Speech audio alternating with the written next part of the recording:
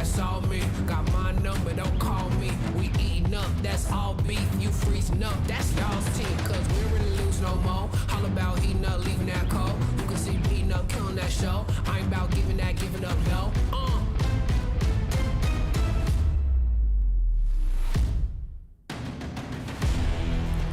Nah, cause they don't want it with me. Love, you got a problem with me. Love, cause y'all don't want it with me. If you start a fire with me, then you never gonna stop me. Ayy, sound the alarm. We about to go on. You getting it wrong. Time to go off. Can't hold us back. Truth hurts, you always that. My truth lurks till y'all collapse. Now scoop first where your homies at. Come my team with me right now. My team's on me right now. But what you mean y'all out? It's time to weed y'all out. Okay, we coming back with a vengeance. Time to go start your engines. What is this thing y'all mention? Time for y'all stop pretending,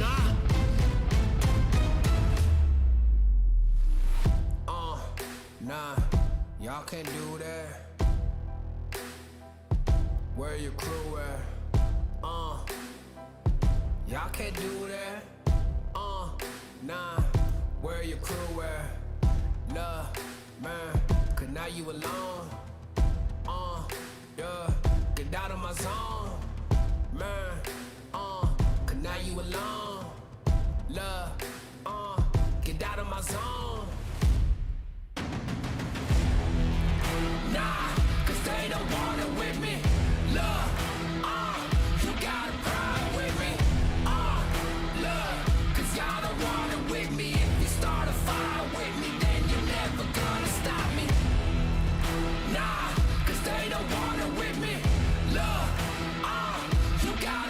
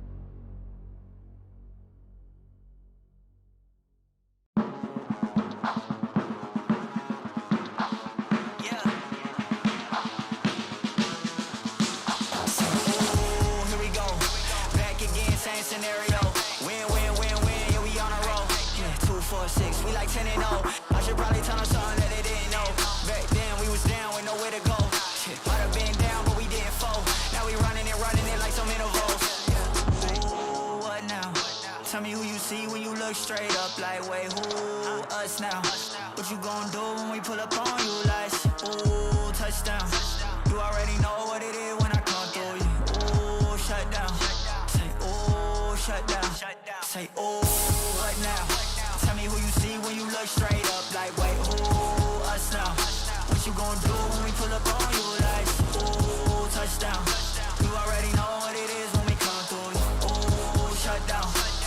Ooh, shut down. Ooh, give me that crown. I need that now, right now. Ooh, don't make a sound. This is my time. You hear the crowd. Hey, we need that rain. Me and my team. Deja vu. This here a dream. We done all seen 100 times over back when we was just teens. Now we doing dumb. Told them we the one. They would count us out. Now we counting up the funds. Now without a doubt, they be throwing up the ones. Like they was always rapping. I believe them if you want. Now they show love. Came with a dub. It is what it is. It isn't what it was. They all love to hate when it don't work out. Tell you that they always been down when it does. Look. Say, ooh, what now? Tell me who you see when you look straight up like, wait, who? Us now. What you gon' do when we pull up on you like, ooh, touchdown. You already know what it is when we come through you. Ooh, shut down. Ooh, shut down. Say, ooh, what now? Tell me who you see when you look straight up like, wait, who? Us now. What you gon' do when we pull up on you like, ooh, touchdown. You already know what it is when we come through you. Ooh, shut down. Ooh, shut down. Ooh.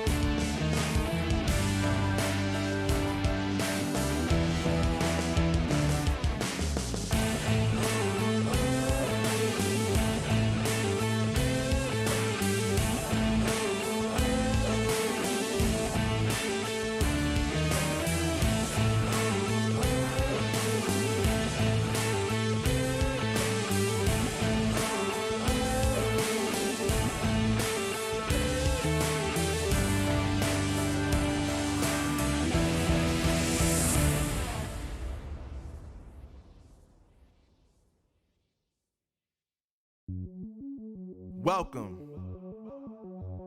to the place where dreams come true, where everything you want can be yours, if and only if you're willing to work for them, you're willing to hurt for them, but most of all, you're willing to be first for them. Ha! Look, I'm going straight to the top. I don't know how I would stop, like it or not. I got some goals that I'm hitting. You hear what I'm spitting? It's hot. Look what I got. Whole lot of passion and pain. The road to success is insane. Stay out my lane, cause I'm on a mission. I'm getting what stands in my way. Yeah, I'm a beast. I wouldn't play with me, baby. The way that I'm training is crazy, and I do it daily. You wanna talk about drive? I got more drive than Mercedes. I've never been lazy. I'm in the room, it's a red alert. You wanna compete? Well, get better first. I got 10 toes in the dirt. Push through the hurt just to show them my worth. I'm the best. Yeah, I'm the best. I never stress. I know what's next. I'm who they test, like we playing chess. But I'm unimpressed, so now let me flex. Ha, yeah, I'ma work through the struggle and hurt, cause I know my worth, and I gotta be first. Ha, yeah, I gotta be first. Look, I don't want anyone's sympathy.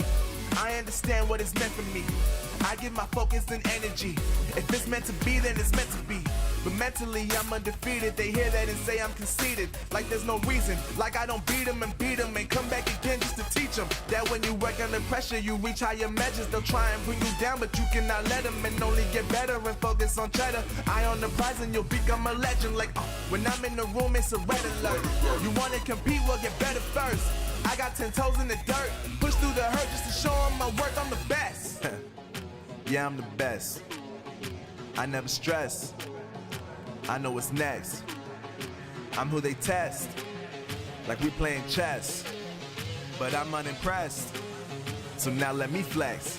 Ha, yeah, I'ma work through the struggle and hurt, cause I know my worth, and I gotta be first. Ha, yeah, I gotta be first. They don't know what's gotten into me, how'd I turn pain into energy. Through all the struggle and hurt, remember my worth, and that's why I gotta be first.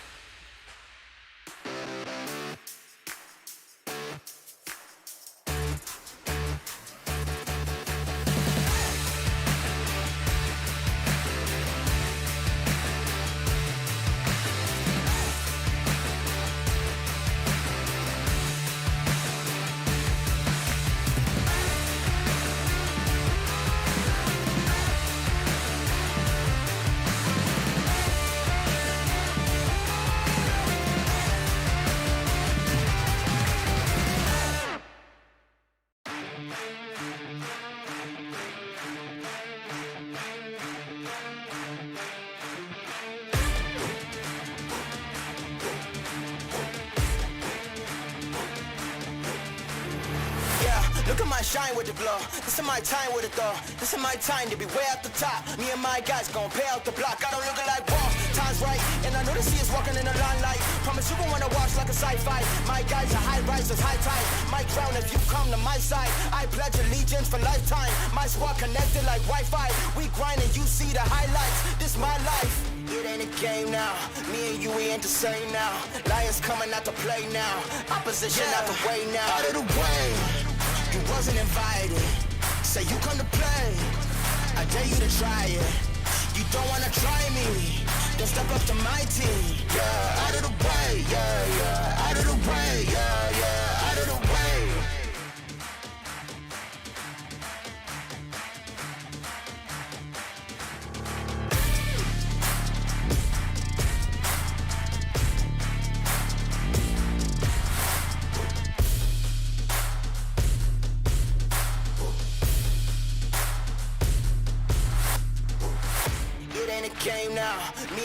ain't the same now. Lions coming out to play now. Opposition out the way now. Out of the way. You wasn't invited. Say you come to play. I dare you to try it. You don't wanna try me.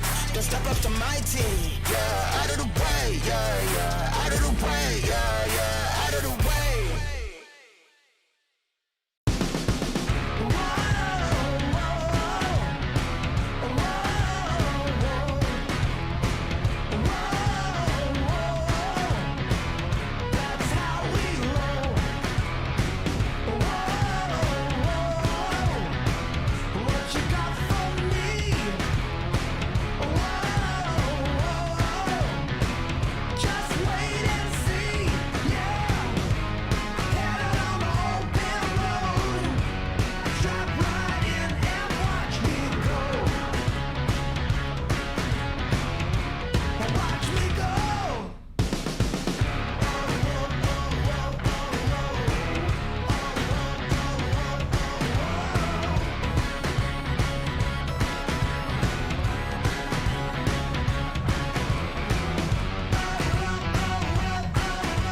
Snapdragon Pro Series is brought to you by Snapdragon Elite Gaming and Monster Energy.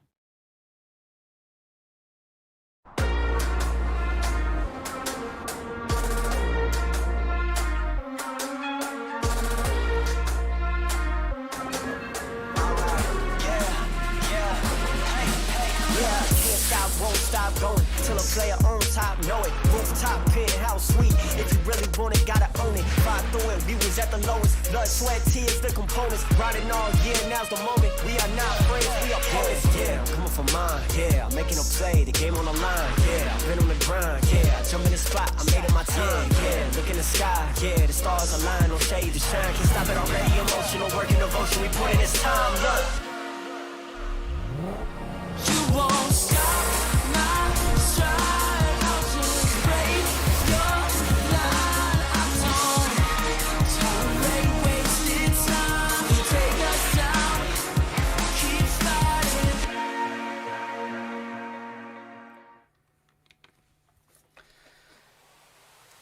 And welcome back to the Snapdragon Pro Series.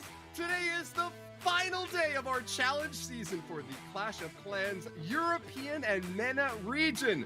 Our round robin has gone through 6 days already of gruesome combat, and today will be decisive, finally determining which team will be in the 4th position alongside Tribe Gaming, Badzinger, and Strut Gaming to move on for that golden ticket opportunity. My name's Woody, and I'm proud to host today alongside 2 good friends of mine, co-casting Carbon, Fen, and Eve Kale. How are you guys doing today? Oh, I'm doing fantastic. Can't wait to find out that final team that's going to be joining in the top 4. And man, do we have an amazing day here, Colin. Yeah, welcome from my side. It's a pleasure to be here, and I'm so hyped for the last day of this round robin of the Snapdragon Pro Series. The final day, each team of the 4 competitors for the 4th place are able to get it, and I'm so hyped, Woody. It's a really unusual set of circumstances that brings us to our 7th day of this round robin competition, where we still don't have our top ranked positions. We have a $50,000 prize pool, and it gets better and better with each increase in your position, so every team still has something worth fighting for. But the top 3 spots are already locked in. That means that positions 4 through 8 will all be determined today. And with 4 teams all tied with a 2-4 record, the outcomes of today's matches, not just victory and defeat, but the number of stars that they get, could be decisive in determining how they show up in the final tiebreaker. This is extremely important. I want to reiterate this. MS Esports could get 4th place, or they could get last place, all determined on how they perform today and how the other teams stack up against them. All 4 of those teams with a 2-4 record have a chance, but it really does come down to that final match of the day between MS Esports and Gaming. Because if MS Esports wins, and that means that they're going on. But a loss there means that we have to go to a very complicated series of looking at whether Aphelion or Time to Throw moves on, whether Tompinai Tristella beat Badzinger in the first match, and maybe even taking a look at the Strut versus RVNT showdown to figure out how the tiebreakers will go from there. So guys, I know that you and I have all been studying this for the past week, figure out how it's going to shape up. Carbon Fin, what are your expectations for today? Well, I think it's going to be a crazy one. I think Tribe is going to want to continue to go undefeated to show them how good they are. But then the real match that comes down to, like, even if MS Esports does lose, then it comes down to Time to Throw and Aphelion. The winner of that simply moves on. And then you could put everything in the rear view mirror. You qualify to the top 4. You can focus on the challenge finals. What about you, Kali? What do you think about the matches coming up? Yeah, I'm really know how the players are feeling right now. So it's the last match. Every player has only one attack left, and it's that close. You can't imagine how the players are feeling right now. But I'm very hyped for the first matchup. Especially for Tompinai Tristella. And I had a look already in Troya. My friend is playing again today. So yeah, let's check out what this day has in store for us. Let's do it! And we have a visual aid to help you comprehend the complexity of this scenario. Let's pull the leaderboard up right now and take a look at where these teams are at. As you mentioned, Carbon Fin, Tribe Gaming is undefeated with a 6-0 record, holding 85 stars, the very most of this entire competition. Congratulations to them on a job well done. They have already cemented their spot in first. Strut Gaming, just right behind them with a 5-1 record. They only ever lost to Tribe, and holding 80 stars of their own with a win over Badzinger, they are guaranteed second place. And congrats as well to Badzinger in that third place position. It's really locked in for the top 3 there, and those 2 to 4 record teams are really gonna have to fight hard. Here's a look at our schedule. Carbon Fin, we've got Badzinger versus Tompinai first. Tell us what you're thinking about this match. Well, this match, everything's on the line for Tompinai. Badzinger, they win, they lose, it doesn't matter for them. But it's Tompinai that needs to win that match and to have the slightest of chances, because things have to go in their... Then MS Esports have got to win to create a 3-way tie of going back and forth. So who knows what's going to happen at the end of this day. But again, that second match, Aphelion Time to Throw. One of them wins, then the winner of that match has a chance as well of trying to advance in the top 4. But that final match of the day, MS Esports versus Tribe Gaming, 2 really good teams. Tribe just at another level through this Snapdragon Pro Series of being undefeated so far. And that's going to be a difficult opponent there for MS Esports, Colin. Yeah, for sure. Tompinai Tristella, Time to Throw and Aphelion Esports needs to win their matches, but they need also a loss of MS Esports. And as we saw last week, MS Esports got defeated by RVNT, the team who is out of the competition already, but they try to climb the ladder to gain some more prize money for sure. And today MS Esports will face off against the undefeated Tribe Gaming. And I guess that Tribe Gaming will try to be perfect in the round robin. So this day will be incredible. This is actually even more complicated than originally anticipated, because Tompinai Tristella not only need to win themselves, but they also need MS Esports to be victorious over Tribe in order to create that tiebreaker scenario. So actually, if Tompinai Tristella win and MS Esports lose, Tompinai Tristella will not get 4th place. They need to both win and get MS Esports to win to create a 3-way tie against them two, and also the team that wins between Aphelion Esports and Time to Throw. Very complicated throughout, but we will stay with you the whole way through and try our best to explain it. The most important thing to start off with, though, is that Tompinai Tristella must win their match in order to have any possibility at all for 4th place, whereas a win for Badzinger benefits MS Esports a lot, because it means that MS Esports would advance if they get their victory over Tribe Gaming. Yeah, definitely. And they're keeping a close eye on what's going to be happening throughout the day. It's only going to be the 4 matches as we are getting ready for this first match between these two teams. And Kale, if you were to have to pick one of the for this first match between Badzinger and Tompinai, which one are you leaning towards? As we saw the last couple of weeks, Tompinai Tristella is offensive-wise incredibly strong. So they are scoring very high. That is why Woody already mentioned that there could be a three-way tie.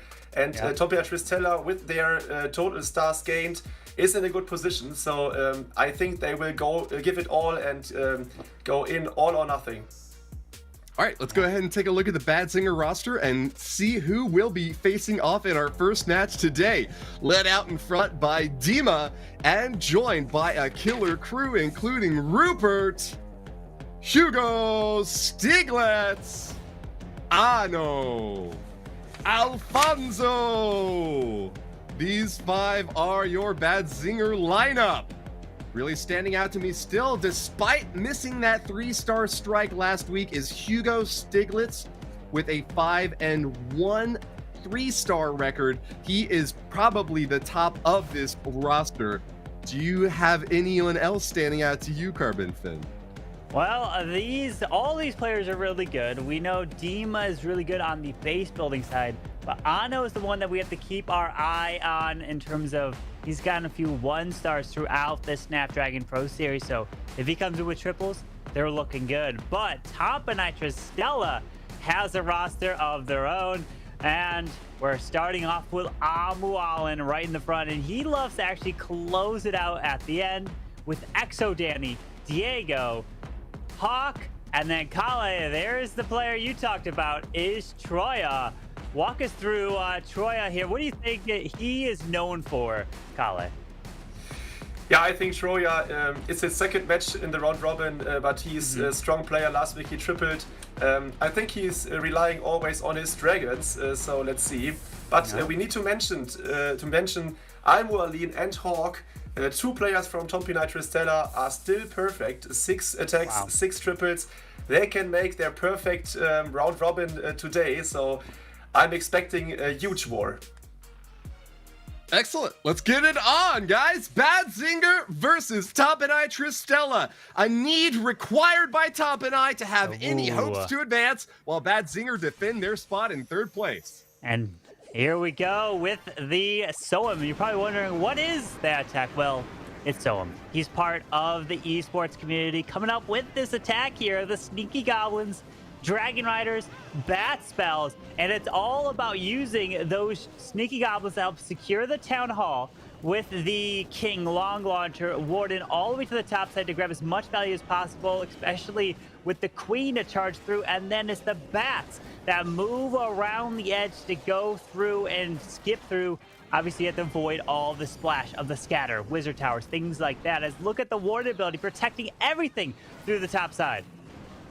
Yeah, and one of the key facts is here that he can reach both air targeting heroes, the Queen and the Royal Champion, with his kill squad. That is huge, a huge thing for Alfonso. Now he is going in with his Dragon Riders from 10 o'clock to get rid out of the scatter shot and the multi inferno. Look at the heroes. The Queen and the Royal Champion are still with their abilities in the core of the base, and his bats are cruising through it. Beautiful value. And look at this. He doesn't have to... Oh, he frees up the single to protect the Queen a little bit. Freezes up the Wizard Tower. He's got 1,000,000 free spells left, and this is a crushing attack. And luckily, there was no Tesla farm over by that scatter shot, because if you drop those bats straight into a Tesla farm, those bats disintegrate so fast. But Alfonso, this is his final attack here in the Snapdragon Pro Series of the kind of just this phase of it, as Badzinger will definitely be moving on, and it is a triple and a beautiful one as well, Woody. No easy walkthrough for Tompinai Tristella as Alfonso executes a sneaky strike on that Town Hall to start things off, and then cleans up the rest of that base with no time and plenty of troops to spare. Badzinger get a strong start to this war against Tompinai Tristella, but do they have what it's worth fighting for? Tompinai Tristella know that their lives are on the line. Their backs are up against the ropes. They are so hardcore struggling right now to get through. And we know that they are going to bring their very best for their final war of this challenge season. Kale, what do you expect them to start off with in this next attack? Yeah, I don't know exactly who will start. I think Hawk or Troya are some candidates to go in first. So let's see. This attack, by the way, was a perfect example for this type of strategy. Incredible strong in the end, an overkill. Within 2 minutes, he cleared the base. So Badzinger is going for it today, and isn't giving the victory to Tompinai Tristella that easily. Yeah, they are going all out for sure. And if I was going to predict, I would think if Hawk comes in, he's been coming in with some of the Suilalo Dragon Riders paired up with Stone Slammers, because that does really well. And like you mentioned, if Troya comes in, he could be coming in with the Dragon. So we tend to see a lot of air attacks that come in from Tompinai Tristella. They love to bring the air games of especially Queen Charge, Lalo, things like that. But Woody, we are going in with not. There we go, Kamil. Not regular dragons. It's E-dragons. You were right there. Yeah, Troya is the one who takes the first shot for Tompinai Empire or Tompinai Tristella. Yeah. Incredible. Troya is here and he will try to deliver. Will he be able to take the town hall down with the blimp to help grab this? Okay, we're grabbing the town hall. Sneaky Goblins should be coming out. Lured out a little bit of the clan castle, and the CC has been secured just now. Yeah, but Troya brought the poison with him, so I think he will deal with the CC outside the base. Oh no, he's starting with an enraged E-Dragon funnel at 12. Yeah. That is a nice touch there. And now he's going in with the E-Dragons, ignoring the CC. The early Warden Eternal Tome is so huge. Look at that. So many troop space, or so much troop space is covered by the Ward ability. That is incredibly strong. And now let's check out if he can go through the base. Yeah, as these E-Dragons are going to try to path their way straight into the core, pulling some traps here, going towards that scatter shot as his heroes are going to make their way towards the bottom scatter shot into the Royal Champion. But a lot of these E-Dragons to the top side are getting picked off, and he needs the bottom E-Dragons to try to take out the core multi and then that single. But they're pulling quite a bit of traps here. But now, the 6th block compartment, he's trying to tank for his hero kill squad, his hero kill squad with a skeleton spell. The E-Dragons in the core are bouncing the single IT over the clan castle. It's looking great for Troya. It's looking really good here as he's using these freeze. He has an additional freeze and invisibility spell with his Queen ability and Royal Champion ability. And this is going to be a 3-star here with just over a minute left. RC's ability will be forced, and then she will regenerate her out after the freeze is even used. And this is a beautiful attack here from Troya, getting it done with the E-Dragons. We've got ourselves a match. A 3-star answered with a 3-star. Pops the Queen, and there we go. We're seeing the end of the attack coming through, even with an RC ability. And look at that. He's he's loving Ari there. Well done to Troya. Nice one in the end. He's picking out the triple. And I think after his teammates saw when he jumped in last week into the roster, he tripled. So they give him another chance to prove that he is a good attacker, and there you go. The 3-star for Tompinai Tristella is there.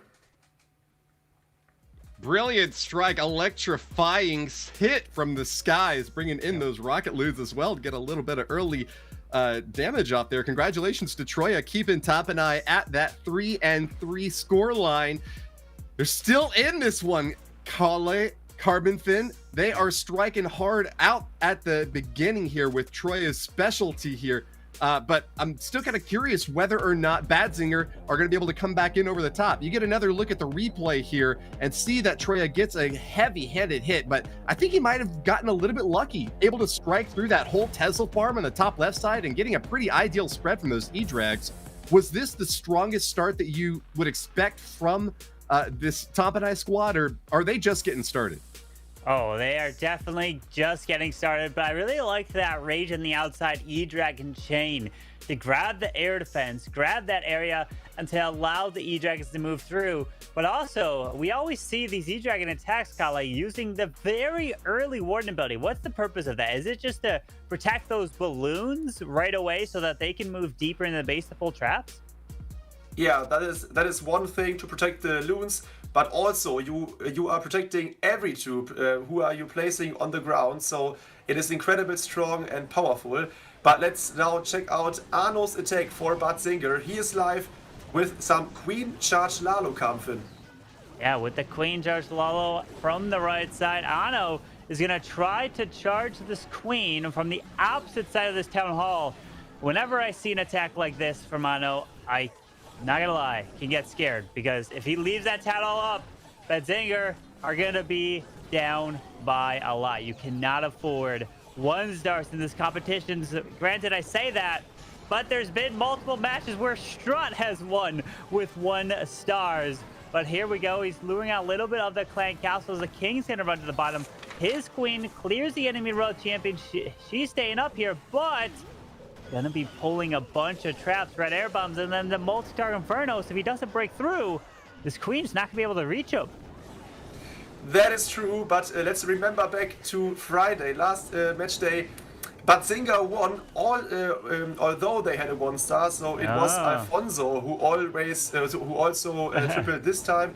He was the one who 1 starred, but now Anno is live and he's trying to charge this multi-inferno, which is not happening right now.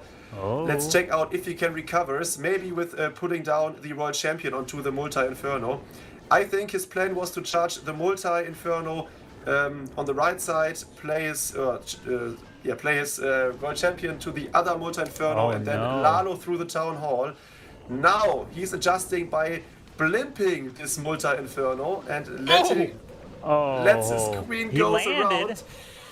He did just barely land into that compartment, so the Yetis were able to secure it. Pops in what? He pops a very early warded ability to, the head on just finds spring traps. So it's like he doesn't really get too much value with it. Oh my god, and yeah, look at that. Anno is still having 2 wall breakers and he wants to go for the Town Hall. So I think it was okay that he isn't charging the multi-inferno. It was planned that the Queen in the end will finish the Town Hall. Oh no. But is he getting it in time? Only 35 seconds left, Kampfen. Yeah, with that Queen and her ability, should be able to secure the Town Hall right about now. But the enemy Queen is still up, firing away, picking off these minions. He pops the Queen ability, so he secures the 2-star. But unfortunately, that super early Warden ability did not allow him to keep those balloons alive later in the raid, as the spring traps from Hawk placed near his Queen helped keep her alive, did not allow her to be taken out. And at this point, it's going to be a time fail, because if his Queen walks, the enemy Queen would be able to 1-shot her, but it's a 94% there for Anno and Badzinger. So this opens the door for Tompinai, Woody. It does. An impressive recovery there from Anno, being able to pull off the 2-star 94% despite starting so late in that raid. I didn't see that siege machine go down until 1 minute and 20 seconds left, and the Yetis barely made it over the wall with 2 black air bombs taking that thing out. Yeah, more trouble as well with traps in the bottom corner, leaving that enemy Archer Queen up, and 6% will stay up and available for Tompinai Tristella, as well as that 3rd star opportunity to come over the top now. But man, Anno did a pretty good job there, salvaging what seemed like a very scary attack to me, Carbon Fin. Yeah, it was definitely kind of iffy there. I was wondering, like, wait a second. He's starting to loose his healers to red air bombs through that charge, but he was able to keep the Queen going and secure the 2-star at the end of the day. But Hawk provided the defense. Now, can he turn around on the offensive side? And look at this, Kale, bringing in a little super Valkyrie in the mix, as that did get that received a kind of buff, in a sense, through the balance changes. And that Flame Flinger is going to try to set up a funnel on the far edge on the right side.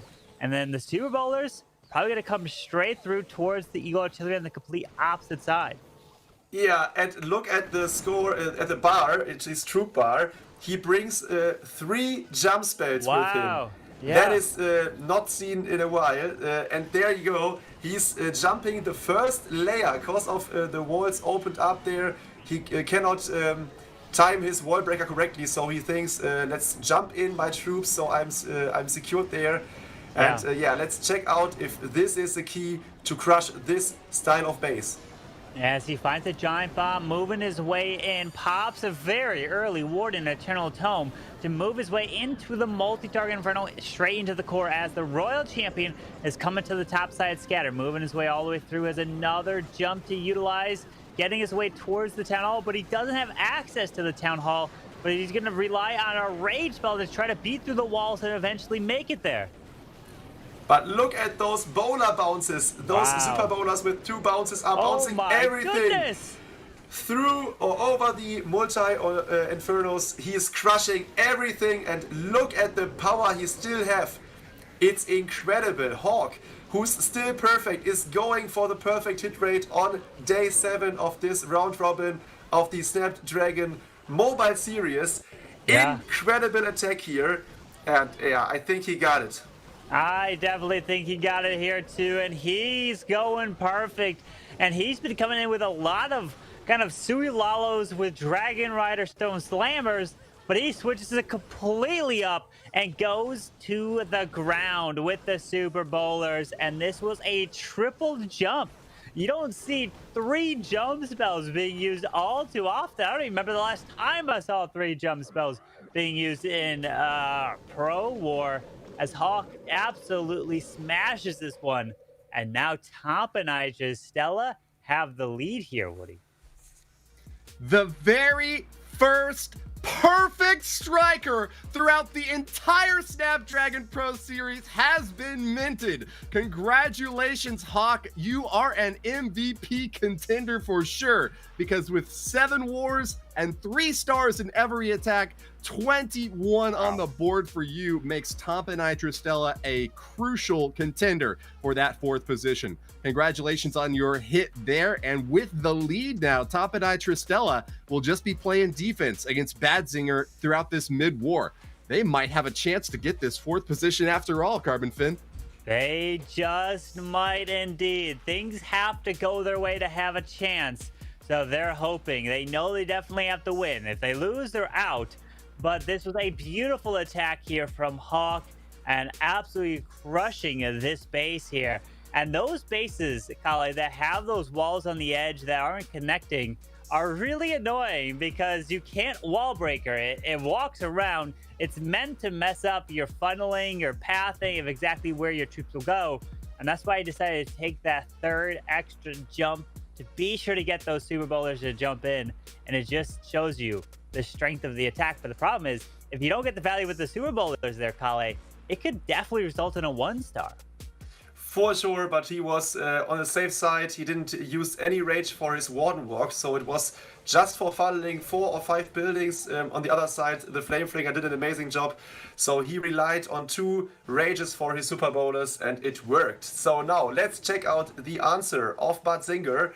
Pole is in, and he's doing the same, but yes, trying to, I think, Warden Walk the Scatter Shot this time with a rage spell, Kamfin.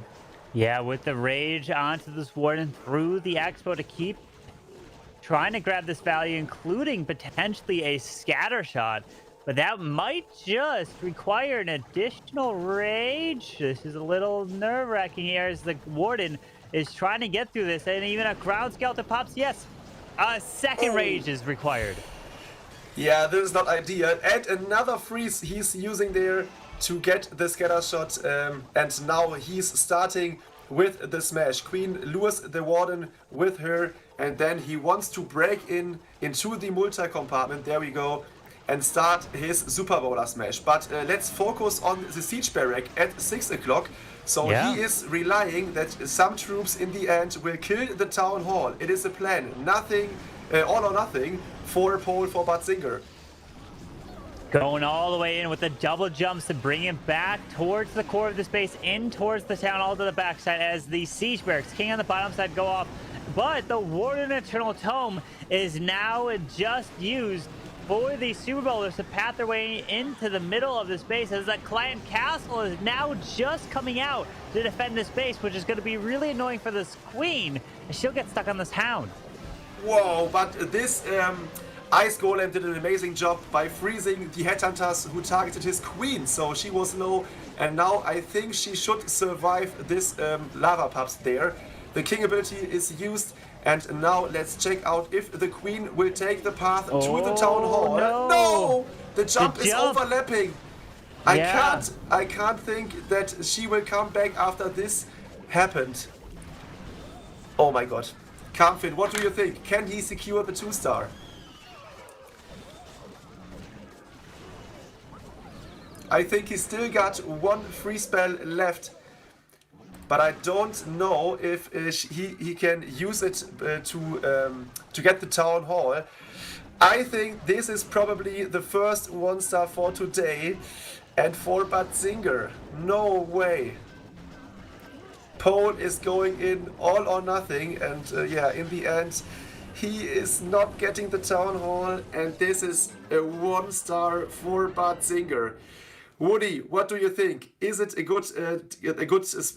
Tompinai Tristella in a good spot now? This is absolutely heartbreaking for Badzinger, but Diego is fluxing his muscles on defense there. What an incredible result for Tompinai to go back-to-back triples and then to get a 1-star defense. This is the best possible news that they could have hoped for. And terrible news for MS Esports, who were hoping for a Badzinger victory in order to boost their chances for that 4th position.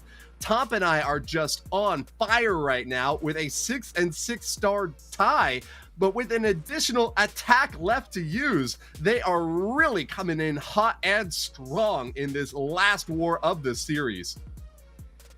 Yeah, the first thing Tompinai needs in this match is the victory. The second one is to get as many stars as possible to be able to get the tiebreaker on their side. So this is an amazing start for Tompinai, not even having the advantage star-wise, but also getting the chance of bringing back their team to the 4th spot and go to Poland in a couple of weeks. But now let's focus on Diego, who is the attacker for Tompinai Tristella now, and he's trying to get the base of Anno with a Queen Charge Hydra. Yeah. Kamil, is it an option that Diego will charge the Eagle Artillery and the Multi Inferno and get the Town Hall with the blimp through his Dragon attack? Well, I mean, it's risky. You're going to have to send the blimp all the way across. You find a tornado trap near the Town Hall, and you don't freeze properly, and you don't take that down, it can definitely result in a 1-star. But the rage down on this Queen is going to hopefully loop her in towards the multi, but the air defense is hitting his healers, so the dragons have to be used now. Yeah, and he's starting right away. There is the Tesla farm right into the scatter compartment, and he's losing his loons really, really early. But the last loon triggers one black mine, so this was a nice touch there. But let's check out if he is using the blimp through the dragons. No, he's going in with the blimp towards the Town Hall from this the side. And yeah, this blimp is okay, so it is directly onto the Town Hall, and the Town Hall is down, Kamil. Yeah, that Town Hall has been secured, and this Queen is trying to make her way to the bottom. He does wall break down there, but he's trying to have this Queen stay alive to grab the multi-target Inferno just barely as the poison is down on the Lava Pups. But the problem is the single target Inferno and a back-end scatter with the Royal Champion is going to be so much damage. Yeah, it is dealing tons of damage. The Warren ability is so late, only getting 2 dragons inside the Eternal Tome. And I guess this is the first fail for Tompinai Tristella. Wow. Although his World Champion can be supported by the free spell there is a Skeleton Trap, and I guess this is not enough to get this base done. No, not going to be able to take it down. With about 40 seconds left here, we have the Dragon off to the right side, trying to get a little bit more with a Headhunter to use somewhere, trying to sneak it on the far left, not going to do it. So this is going to be the 2-star. And they will still be up, right? Still be up in this match here. But, you know, Diego definitely wanted to try to get that triple. But Dragons, unfortunately, was not able to do it there, Woody. Yeah, a bit of a disappointment here for Diego, a player who had only ever missed 8% across his 6 previous attacks. He found his worst hit on the final day, but Tompinai still have a strong lead now at an 8 to 6 star count. They are almost certainly going to continue on toward victory, but giving Badzinger a little bit of a chance here now. If Badzinger gets those back-to-back triples on their last 2 attacks and manages to hold off on defense, they might yet be able to eke out a percentage win, depending upon how low Tompinai sink in their next 2 hits. Here you see Diego strike again, and it really just was that single target Inferno getting repaired by the builder huts behind it that frustrated those final 2 dragons trying to make a strike toward the end of that base. He came awfully close, but close is not going to cut it in a war that is this tight, Carbon Fin. Yeah, it's definitely not going to be able to get at that in that attack, and he used the Yetis inside of his blimp, which also lured out the Lava Hound as well. And if you pull out a Lava Hound that then the dragons lock onto, that could be really annoying and mess up the attack for sure. But this opens the door, and Badzinger are trying to win, right? But I mean, at the end of the day, it doesn't matter if they win or lose because they keep their spot no matter what, where they're at.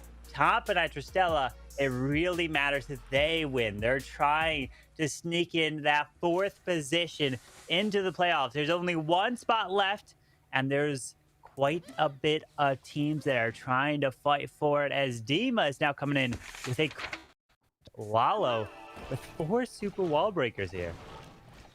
Yeah, he is live, and as you see, they are also got used the open walls at the edges of the base to avoid those wall breakers. He's trying, I think, to charge at least 1 multi-inferno. So he's getting, or his queen is getting back in. No, she walks around. Okay. Oh, yeah. Let's see if this was intended by him.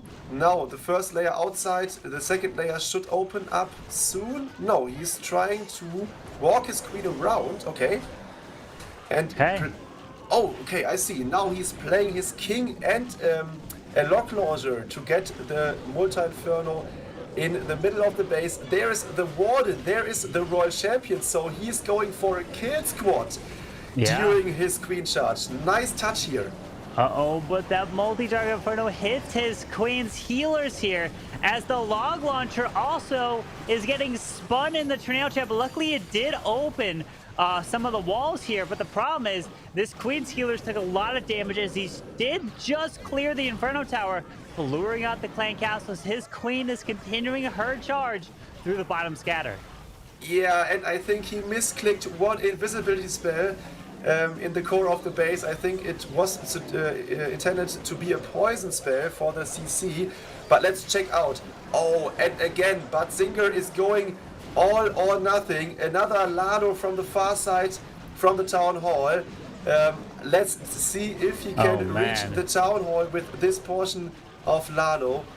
I don't know exactly. Oh, the wall breaker didn't open up for the queen later on. Can he secure it with the free spell and the rage? No, he rages and freezes it. Doesn't work. Oh no, he does have queen ability. And he's like, he realizes this. Yeah, he knows at least they don't have to win this, as he went all out for it. But wow, unfortunately, if he had a wall breaker that opened up this section, then the queen could have stepped into the town hall. But now the queen has no way of going into the town hall unless she walks around to the far right side. But she won't do that right now, as she's going to continue her way left. And then that single target inferno is going to be so annoying. Yeah, I think Dima lost control over this attack after the first misplaced spell were dropped, and then yeah, he decided a few times maybe for the wrong touch there. So in the end, yeah, it is another one-star for Badzinger, and yeah, I think that could bring Tompinai Tristella in a good position to win this match now, Woody. We got a Badzinger bad touch on their 4th strike now with 6 stars to their name. They are now just 7 after their 4th attack by Dima. A really strong striker, actually the number 2 on this lineup, only behind Hugo Stiglitz, but things have just melted away for them. Their chances at winning over Tompinai have just really evaporated. Maybe he was forced into a bit more of an awkward position because of the previous 1-star and knew that he needed a triple in order to advance, took the risky play, and it did not pay off. This just makes it so easy, though, for Tompinai Tristella to get the victory now, Kale. Yeah. Yeah, indeed. And now Exostana is the next attacker for Tompinai Tristella. And he's using, oh, that is nice, a Queen Charge Hawk attack with blimping early the Eagle Artillery. So that is a nice touch. Let's check out the charge, Kamil. Yeah, with this charge from the right side, you have to deal with this Hound pathing of the Queen to the scatter ground expo, or at least trying to get her to walk into here. Notice, it almost seems like there's no connecting walls in some compartments other than straight into the middle by the multi-tower Inferno, because all the edges are completely open here of Alfonso's base to make the pathing really awkward and annoying for Queen charges. As let's see if this Queen loops her way to the bomb tower next to continue her charge straight into the scatter. Yeah, look at this funnel he creates with the blimp for his Queen charge. On the other side, he's running his King down the side. And now, check out this wall breaker. It is incredible. Oh it's wow. Spring Wait, Trap, what? a giant bomb. It goes off, but he brings another wall breaker. Can he make it?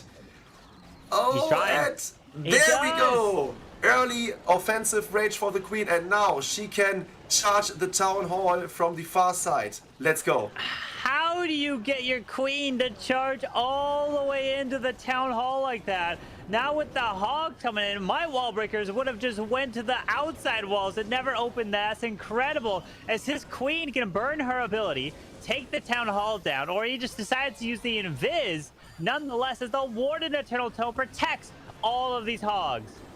But I think his Queen is now done. There are red mines and his healers are gone. So he needs to use the rage for the Hog part and the Royal Champion. Can he make it through? The Hogs are getting damaged by the giant bombs. That is crushing them. And now he only has the Warder left and the Royal Champion. But I think there is too much left standing in the base that he can't make it through. No, if he had like maybe an invisibility spell that he, instead of using it on the Queen, if he utilized it onto the Royal Champion somewhere and just used that Queen ability, because it was poison that did so much work to his Queen, as now the Warden's getting locked onto as he's taking out these storages. And this is just going to be the 2-star here for Exostana, but they're healthy in the lead. There's no worries here, as this will put them to 10 stars. And the best Badzinger can get is 10 stars. So all Tompinai Tristella need to get is a single 1-star in their next attack, and they will be coasting to victory, Woody. Superb adaptation from Exostana in the early stages of that attack. Nearly got him the triple.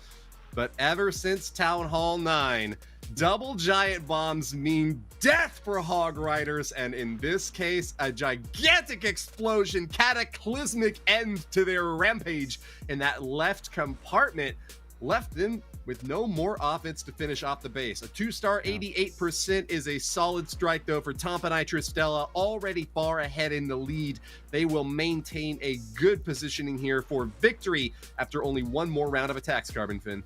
Yeah, just one final set of attacks in this match, and Tompinai Tristella is definitely gonna take it. So they know that they will at least have a victory on their side for this one, as long as they just get a single 1-star, which should be very easy to do for them. As the rest of the matches, 3 more here later today, and they are going to get crazy to determine who is going to be making that final spot in the 4th position, as Hugo is now coming in with the Mass Inferno Dragons. Use the lightning spell to help take down a sweeper as he's pushing his way through with a blimp across the base to go for the tunnel as he uses that early ward in Eternal Tome. Yeah, and that is not the usual attack we are where Hugo is known for. So he's not Queen Charge Laloing the whole base. He's going in with this IT Dragons. Let's check out if he can do this strategy as good as he is with his Queen Charge Lalo. So I think the first scaling spells were dropped perfectly. The core single is tanked. The Hound got lured by the CC of him, I guess. So the blimp. But let's check out if he can go through Kampfen. Yeah, with those skeleton spells using to provide that distraction onto the single target Inferno, now he does pop this Hound poison spells down as his heroes. That King is on the very bottom side, but his Queen actually looped her way into the core of this base, and she's beating through a wall now as he's trying to get through this point defense. But the King continues way through and waiting on the Raw Champion. Looking pretty good for the value with one additional free spell. No, wait, 4 additional free spells. I just want to mention it. Top row. Oh. Hugo Stiglitz is completely crushing this base. He can freeze the scatter shot until the whole base is done. And yeah, he also got 3 IT Dragons and a Dragon Rider in the air. Queen ability in the core. The RC with ability is dealing much damage to the Tesla farm there. And I think, yeah, this is a 3-star for Hugo Stiglitz. Definitely is a crushing attack here with the RC ability, Queen ability, and 2 extra phrases in the bag. Beautiful job here. And yes, this will put them to 10 stars overall. They're gonna not think about this match upcoming as they already have locked their spot in. So they didn't have to worry here. Hugo, great attack to close it out here in this phase of the Snapdragon Pro Series. So Tompinai, you get a 1-star, you're advancing. And Woody, we have some crazy matches after this. Oh, we sure do. And it is getting even more exciting because of this Tompinai victory anticipated. Yeah. Despite a huge hit from Badzinger to finish things out there, Hugo Stiglitz, the MVP of this Badzinger lineup, was not enough to carry the team over the finish line here. Just 10 stars because of those 2 1-star attacks. An unusual slip up from a 3rd place team that will be having that golden ticket opportunity, but just didn't really show their best hand of cards on the final round here. Yeah, they didn't. Yeah. What we need to mention is that Tompinai Tristella still have the chance in the 3-way tiebreaker if MS Esports win, but they need the total stars. And if we are looking for the total stars, MS Esports will be short, although they could perfect. So Tompinai Tristella has a huge amount of stars, but time to throw is close by them. So they are only 12 stars or 13 stars behind them, so they can catch up with them on stars. So let's check out Almualin, one of the 2 guys who is still perfect for Tompinai Tristella. Can he get the 7th and last triple in the round robin Kampfen? Trying to compete with his teammate Hawk, who went 7 for 7 throughout this whole thing, as the E-Dragons are trying to be used straight in from the top side to move his way in towards the multi here. Yeah, and now the E-Dragons are crushing through the base. Super minions in the CC are getting killed from the poison he brought. And now let's have a look at the path of the E-Dragons. I think they will go mostly to the bottom, and that is not ideal for Almualin.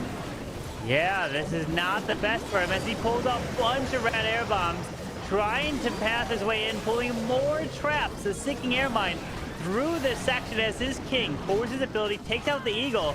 These T-Dragons are kind of going in every different direction here. Can they continue to take out this value as they're going down fast? The Queen is banging on the edge of a dead zone. She only can reach the Motor Inferno. That is not ideal. She needs to open up another wall after this one. But let's check out. She's tanking with a bad spell, the Scatter Shot and the Royal Champion. What a touch there. With the RC ability, there's the freeze onto the enemy RC and scatter, but the Ground Expo is doing a lot of work onto his Royal Champion, and he didn't even take the enemy RC out. That is harsh for Almualin. I think he will not get it done because of his No. Queen ability, which he is losing right now against the enemy King. This E-Dragon got killed by the scatter shot and the Black Mine, and in the end, the Queen will beat the wall a third time and will die there. Yeah, that Queen won't be able to get any more there, but he got at least the 2-star. He just needed the 1 for the victory. Well done. What a great war here for Tompinai in terms of at least getting enough there, even though it'll just be the 12 stars. And man, what a great effort. Yeah, and now we have this situation that Tompinai Tristeller will score 95 stars in total. In the next match, or the match after, time to throw against Aphelion Esports. Aphelion Esports is maybe out of this tiebreaker if MS Esports will win with 74 stars, so 20 stars isn't, they're not able to catch up, but Time to Throw with 82 stars are able to get with a 12 or a 13 star war the lead in the second tiebreaker if there is a three-way tiebreaker with MS Esports and Tompinai Tristeller. Very well said, Kala. This is a Pyrrhic victory for Tompinai Tristeller. Despite getting the win, their best hope at getting 4th position requires that tiebreaker victory. And with only 12 stars, they haven't done themselves any favors in advancing on. They could still get 5th or maybe 6th position, depending upon how things shake out later on. But holding out hope for a victory if MS Esports also are triumphant over Tribe Gaming. Let's say thanks right now to our supporters for this series. The Snapdragon Pro Series is sponsored by Snapdragon Elite Gaming, raising the bar for competitive global esports on the mobile platforms across the whole world. We've got multiple different genres of competition, and this Clash of Clans Europe and MENA region semifinals is just one example of the amazing competitions that you can watch here on this channel and across multiple different platforms. Thank you so much for tuning in to the first war where Tompinai Tristeller got a victory upset over the higher ranked Badzinger. That means that they are still in it, but a lot needs to go right for them in the next 3 battles in order for that victory to be secured. Next up, we have got an extremely important match between Time to Throw and Aphelion Esports. The winner of that match could be your 4th place team if we see a loss by MS Esports to Tribe Gaming. Stick with us for all 3 remaining matches because we have got some great content ahead of you. And until then, take a look at some replays from our previous show.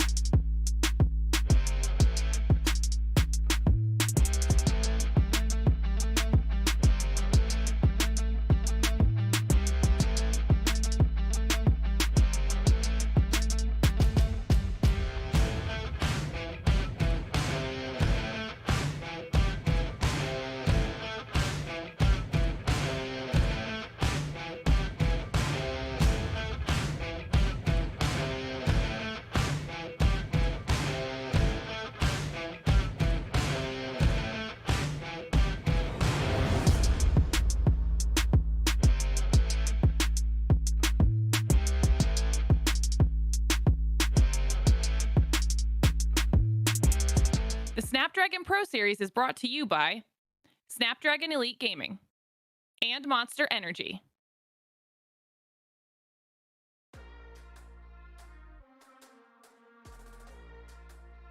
So I am Anno. I am a member of Badzinger. I am 25.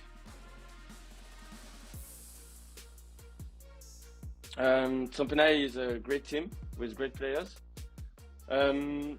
Like now we are chill because we are already qualified to Poland, so we prepared this match chill, good, in a good shape, in a good confidence. So yeah, not a big pressure on this match. Good question. Good question. I think maybe a new spell for the siege machine, because there is no spells for these things. So maybe it would be fun to have a spell for them. But I don't know what to do right now. But maybe it's a good idea. I don't know.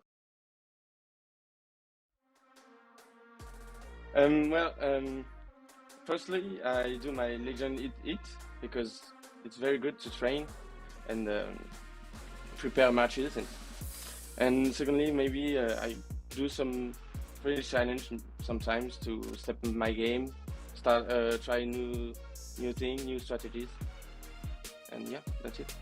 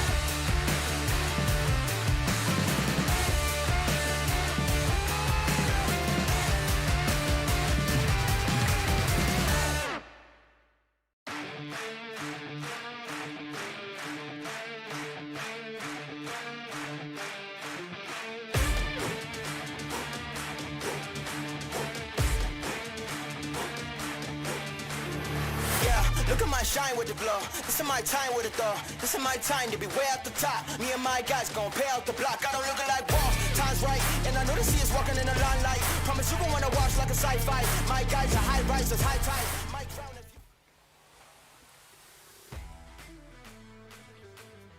Howdy, y'all, and welcome back to the Snapdragon Pro Series, brought to you by Snapdragon Elite Gaming. We had an amazing war to start things off with Tompinai Tristella getting a 12-star victory over a Badzinger team that seemed to falter a couple of times there with just 1-star strikes. It was a close one, but it looks like Tompinai have done just barely enough to ensure that they would win a potential tiebreaker if MS Esports were also to get a victory over Tribe Gaming. Very interesting dynamic now, where it seems that MS Esports have been eliminated, but can still fight to try to get a higher positioning in the 5th or maybe 6th place, depending upon how many stars they manage to eke out over Tribe Gaming.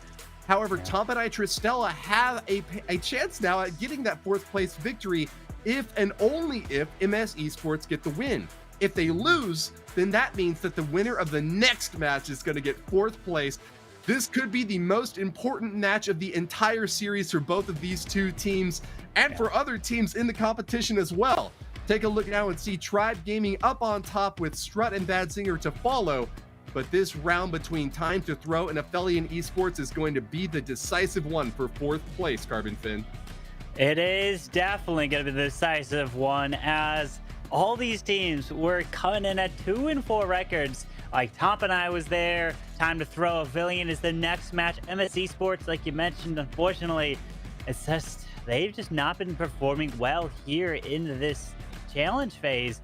As Tompinai Tristella's previous win, the victory over Badzinger, is really going to be helping them try to get there, but man, it's still, anything's happening in these next matches to come, so you don't want to miss it. But Time to Throw is one team that I was thinking would do a lot better in this competition here, as they only have 2 wins, but it just shows the strength of what Tribe's been doing.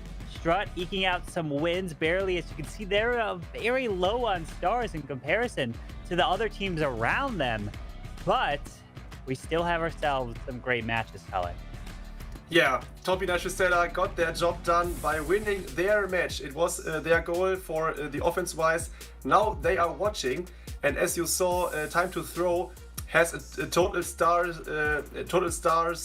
like 82 or something like that. So they are in position to get the total stars of Tompinai. Whether Aphelion Esports with a victory can't reach the gain stars by Tompinai. So this is a really tough match now. Both of the teams needs to win, and yeah, it is such an amazing day here for Clash of Clans and the esport competition, because yeah, it can go either way. Yeah. Well, here is the situation as I understand it, and I've been wrong before, but I'll do my best to explain. Tompinai have 94 total stars with a 678.2% total destruction. That means that if Time to Throw win this war with 13 stars at a minimum, they will be in 4th place because they will be the victor over Aphelion and Tompinai with a tiebreaker lead ahead of them. However, if Time to Throw fail to get 13 stars, they will be behind in percentage, and that means that Tompinai would have the tiebreaker edge if and only if MS Esports got the win. So, like you said, Kala, in order for either of these next 2 teams to advance, Aphelion Esports or Time to Throw, they have to win. But in order to guarantee victory, Time to Throw needs 13 stars, while Aphelion Esports can't really guarantee victory at all. Even with a perfect war, they're pretty far behind on the star race if it comes down to a tiebreaker from an MS Esports victory later on. So they'll have to keep their fingers crossed that they can defeat their tiebreaker foes. Was that clear enough, Carbon, or should I try to explain it even shorter?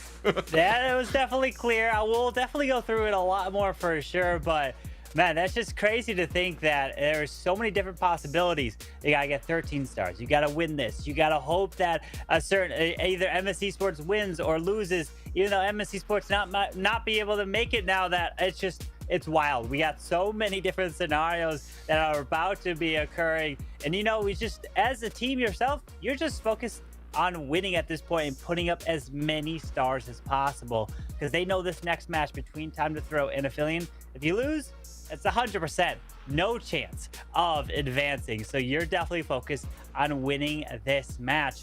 But Kale, if you were in this situation here and you're on one of these teams for Time to Throw or Aphelion, what would be your mindset going into this? Would you try to be going all out for triples, like taking risks and knowing you have to try to get the stars as well, or are you having a different mindset going into it?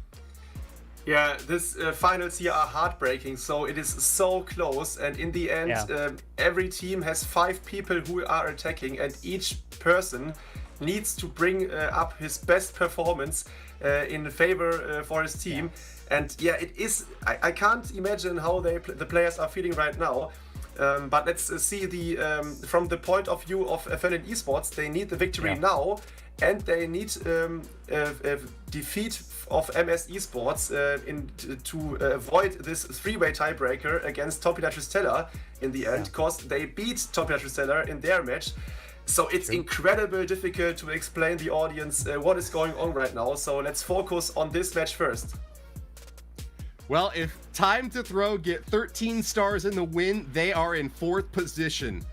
That means that their fate is completely in their hands. They are the only team out there that can guarantee their advancement with their performance here and now. Aphelion Esports are in the 2nd best spot. Let's hear directly from them about what is going to come next in this war.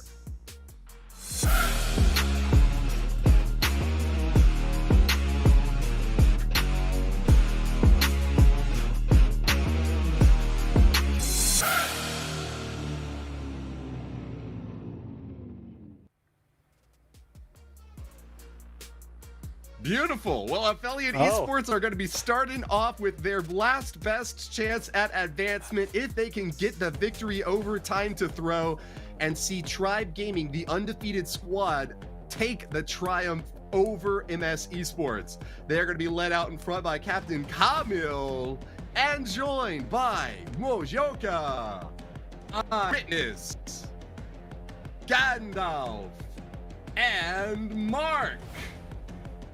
This is a killer squad that, with just a 4 record, have had a difficult run to the top. There are no players on this lineup that have gone perfect so far, so it's just a question of whether or not they can get the better edge over time to throw. Carbon Finn, who's standing out to you as a potential leader here? Well, Kamil is going to have to be coming in with some really strong attacks, but we've talked about Eyewitness before as well. But my question is going to be more towards for Kale, if there's someone that's on your radar here that you've been keeping an eye out, because you're definitely more connected with these pro players if you've gone up against them multiple times. Yeah, for sure. For my team, Aphelion Esports is always dangerous because, yeah, they are so versatile in their offense, and they have some nice base builders with them. So I guess Mark is one of their, the first base builder of the team, and he's putting up bases like crazy. Let's check out the offensive of Aphelion Esports, and I think the defense is well prepared. Yeah. Well said, Kala. Well, let's show their opponents. Next up, we have got their foes. Time to throw.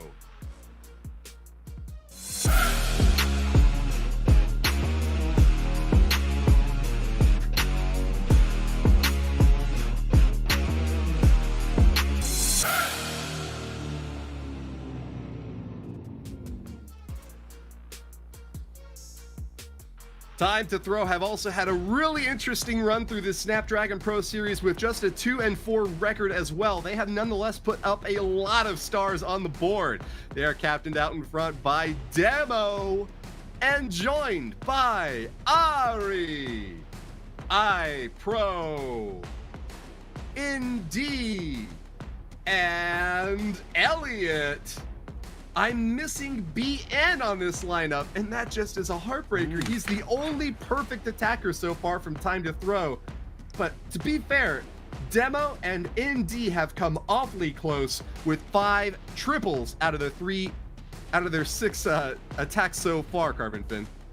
Yeah, that's incredible that there's just one fail from perfection. And it's not even just a fail, it's like few buildings as well in a lot of the cases.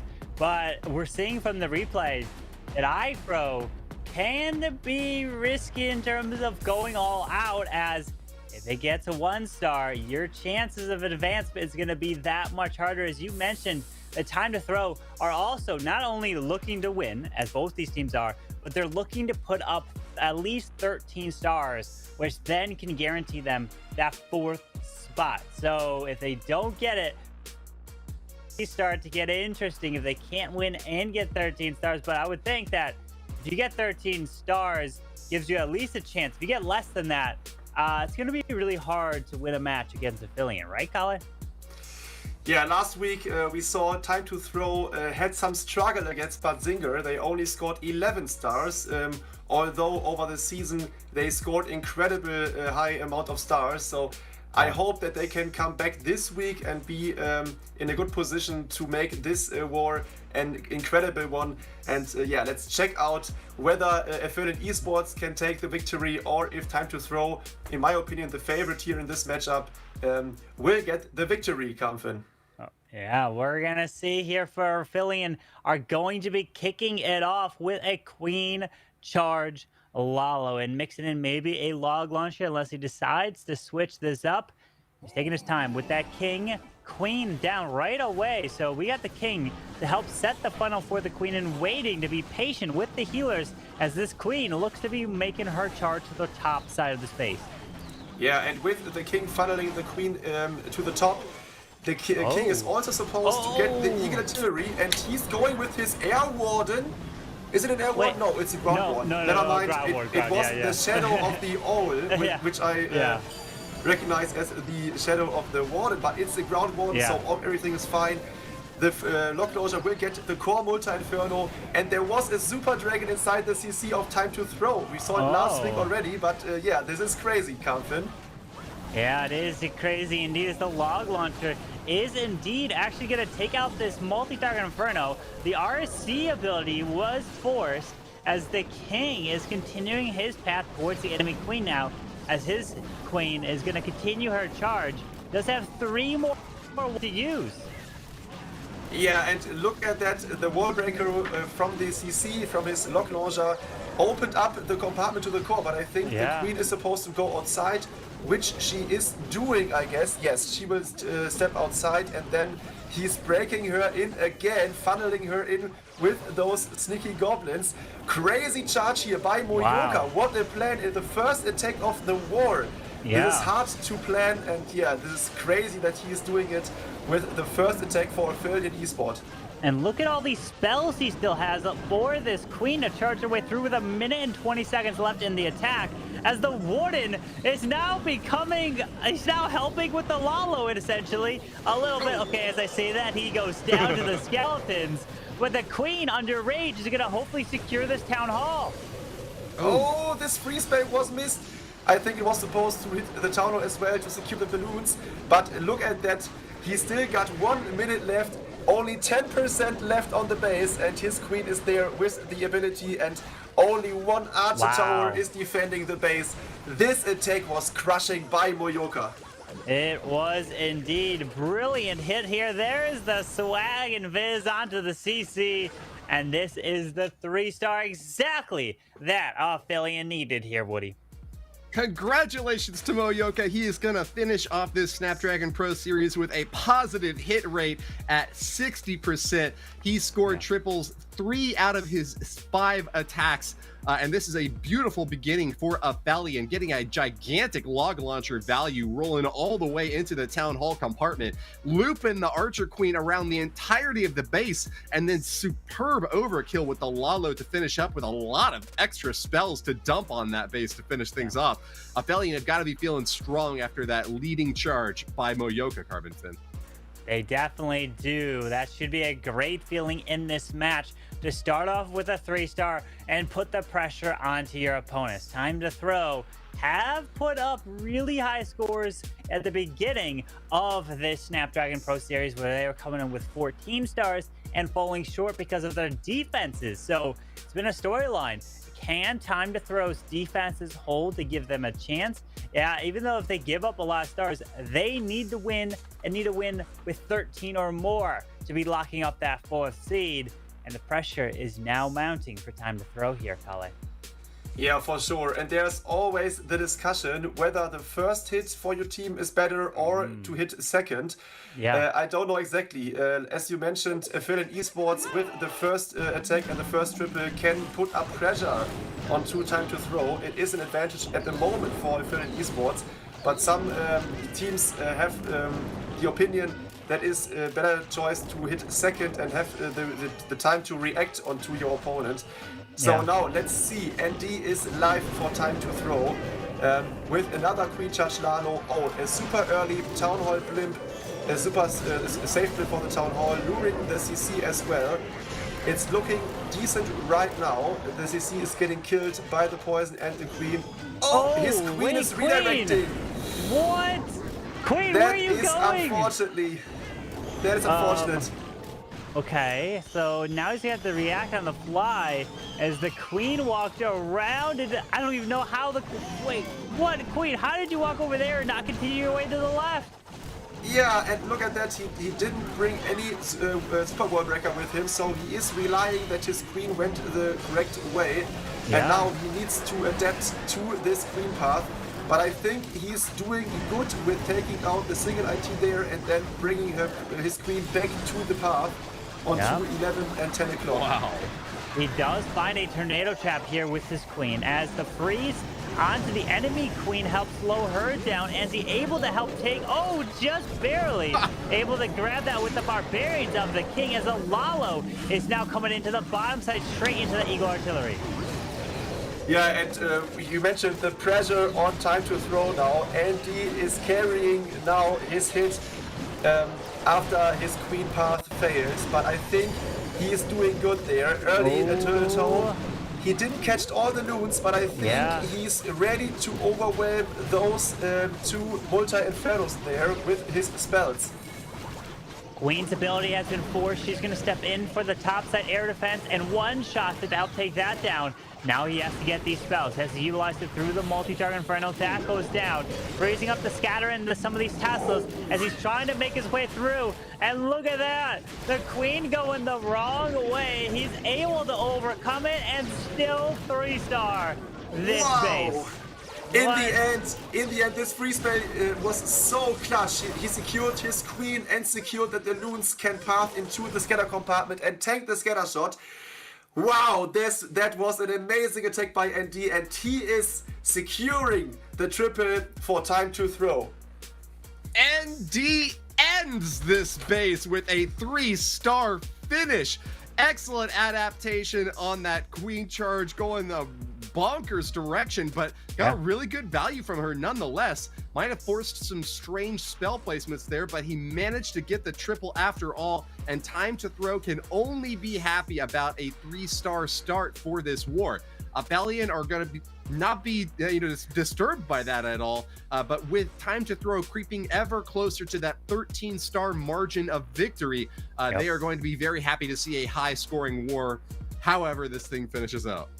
Indeed, and that means that you need at least 2 more triples to keep pace with the 13 stars.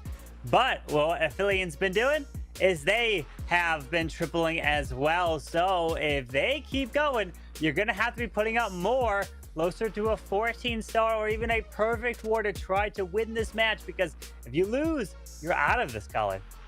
Yeah, that is correct. And yeah, ND was one of the best attackers from hit rate wise for time to throw.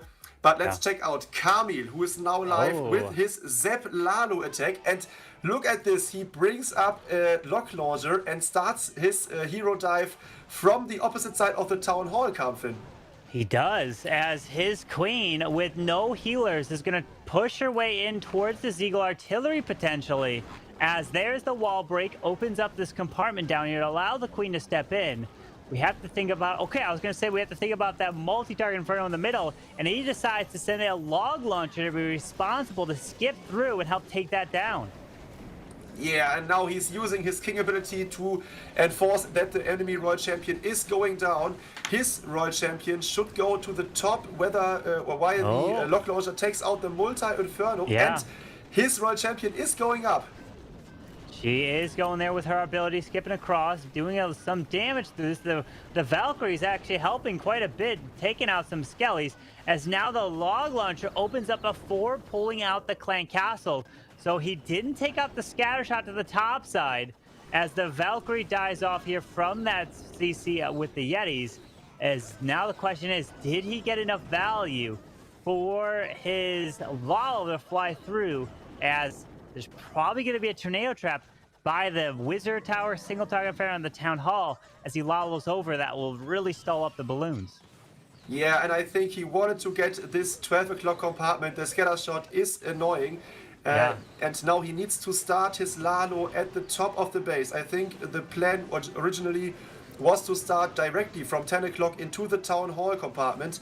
But now let's see if he can adapt on the fly. The Warden. He's losing a couple of loons, and the Warden, no the way. Headhunter. Oh no, that's not good. As he hastes his way over the Town Hall, red air bombs. There's the tornado trap, using another free spell. The Town Hall will go down just barely, but it was that Headhunter that forced the very early Warden ability.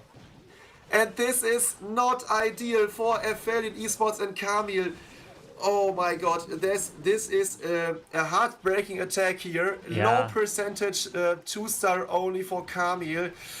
And this gives time to throw the opportunity to get the advantage in the next attack, Kamil. Yeah, look at this, as it's just going to be into the 70% range with just under 30 seconds left. Kamil, very nice try.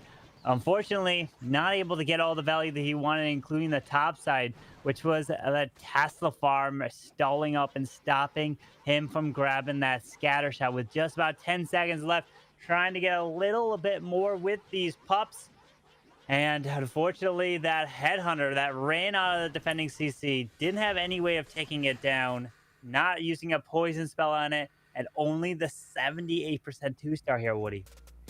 Stalwart defense from ND, not only taking that offensive lead, but giving his team a big boost on defense as well. Time to throw are glowing right now in anticipation of a win, and not only a win over Aphelion, but a 13-star win to secure their 4th place position and a chance at that golden ticket march to Poland. Aphelion have really missed their mark on this second attack with a 2-star 78%, not only leaving a star on the table, but giving themselves a very hard time to keep pace in the percentage race here, Carbon. Yeah, it's going to be really hard to keep pace if they cannot get defenses, and that's what they need against Time to Throw. As the previous war, Time to Throw, getting 11. Previous wars way before that, they were putting up 14. So it's kind of the question, like, what are we going to get in this performance, in this match, as they need to put up 13 with a victory to have a chance to be that final team to lock it up, as we are seeing Demo now with a Lalo of his own. And it's going to be a Skelly Donut to take out 2 Infernos and the Clan Castle to get all. Can he do it here, Kali? He gets one of them. Looking good. And this is, wow, this is an advanced skill to get a 3-way Skelly Donut there. 2 ITs, 2 Inferno Towers, and the enemy Clan Castle got out of the way for Demo. And yeah, I think this is always a key to get the triple done if you yeah, secure your Skelly Donut and get the buildings down you wanted.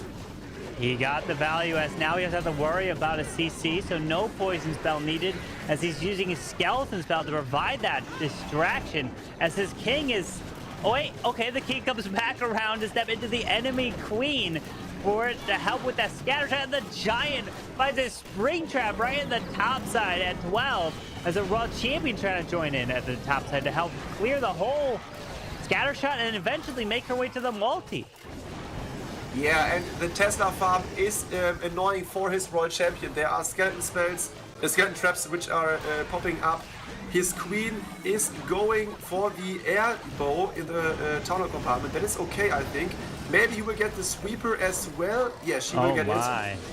And with this invis, he's securing the Inferno Tower too. So what should... what should hold him back from tripling here, Kamil? The only thing holding him back, I think, is a disconnect. If he loses connection because of how strong this is, it's incredible. But the problem is, he's losing the momentum over by the Eagle Artillery side. So the Blues are going to have to backtrack. It's not the best passing here so far, and the Eagle didn't go down. He's got no lose left to deploy. Uh-oh. Yeah. The Lalo start was not enough to overcome the Eagle Artillery, and now Scatter shot at 6 o'clock is still standing. Oh my god, this is not ideal for Dimo. Wow, that was not expected. Yeah, that was unfortunate to think that after all that value, not able to get it done because of the pathing and the momentum of the Lalo. And I've talked about it before. If you can't get those balloons to move at a beautiful path through it, if they have to backtrack at all, the momentum of the Lalo will fall short and you will not be able to get it done, as that Eagle Artillery stayed up with the defenses around it that smashed through it. And this is gonna be a lower percentage as well, but they'll keep the lead just enough in this match. But they need 3 stars, Woody. G-Day95 called it an EU opener with an NA Lalo. Take from that what you will, but this time was not a good strike by Demo, coming in with just a 2-star 81%. It will still be the lead for Time to Throw by a slim of 3% margin, but they need those 13 stars And with a hit rate of just 50%, they are going to have to really struggle and to come back on top of Aphelion with a dominant showing, not just a victory, but over the top win by time to throw. Anything short of that means that we are going to have to hand that victory back to Tompinai Tristella, resting on their laurels after a victory over Badzinger. This is a complicated and tricky start to the war now, Kale. What do you make of the first 2 rounds from both teams? Yeah, that is what we need. It is incredibly close. Both teams are now on with 5 stars tied. Only 3% difference advantage for time to the next attacker for Aphelion Esports with the E-Dragons is trying to get Ari's base done. Let's check out, Kamil, whether this start of the E-Dragon attack is okay or not. Well, he didn't take out all the value by the tunnel. Well, granted, he got the tunnel itself, but that might pull some of the E-Dragons over to the left side, as the ward ability has just been used for these main group of E-Dragons try to path their way into the core, but this is a problem, pulling him farther left. He needs them to go into the core here.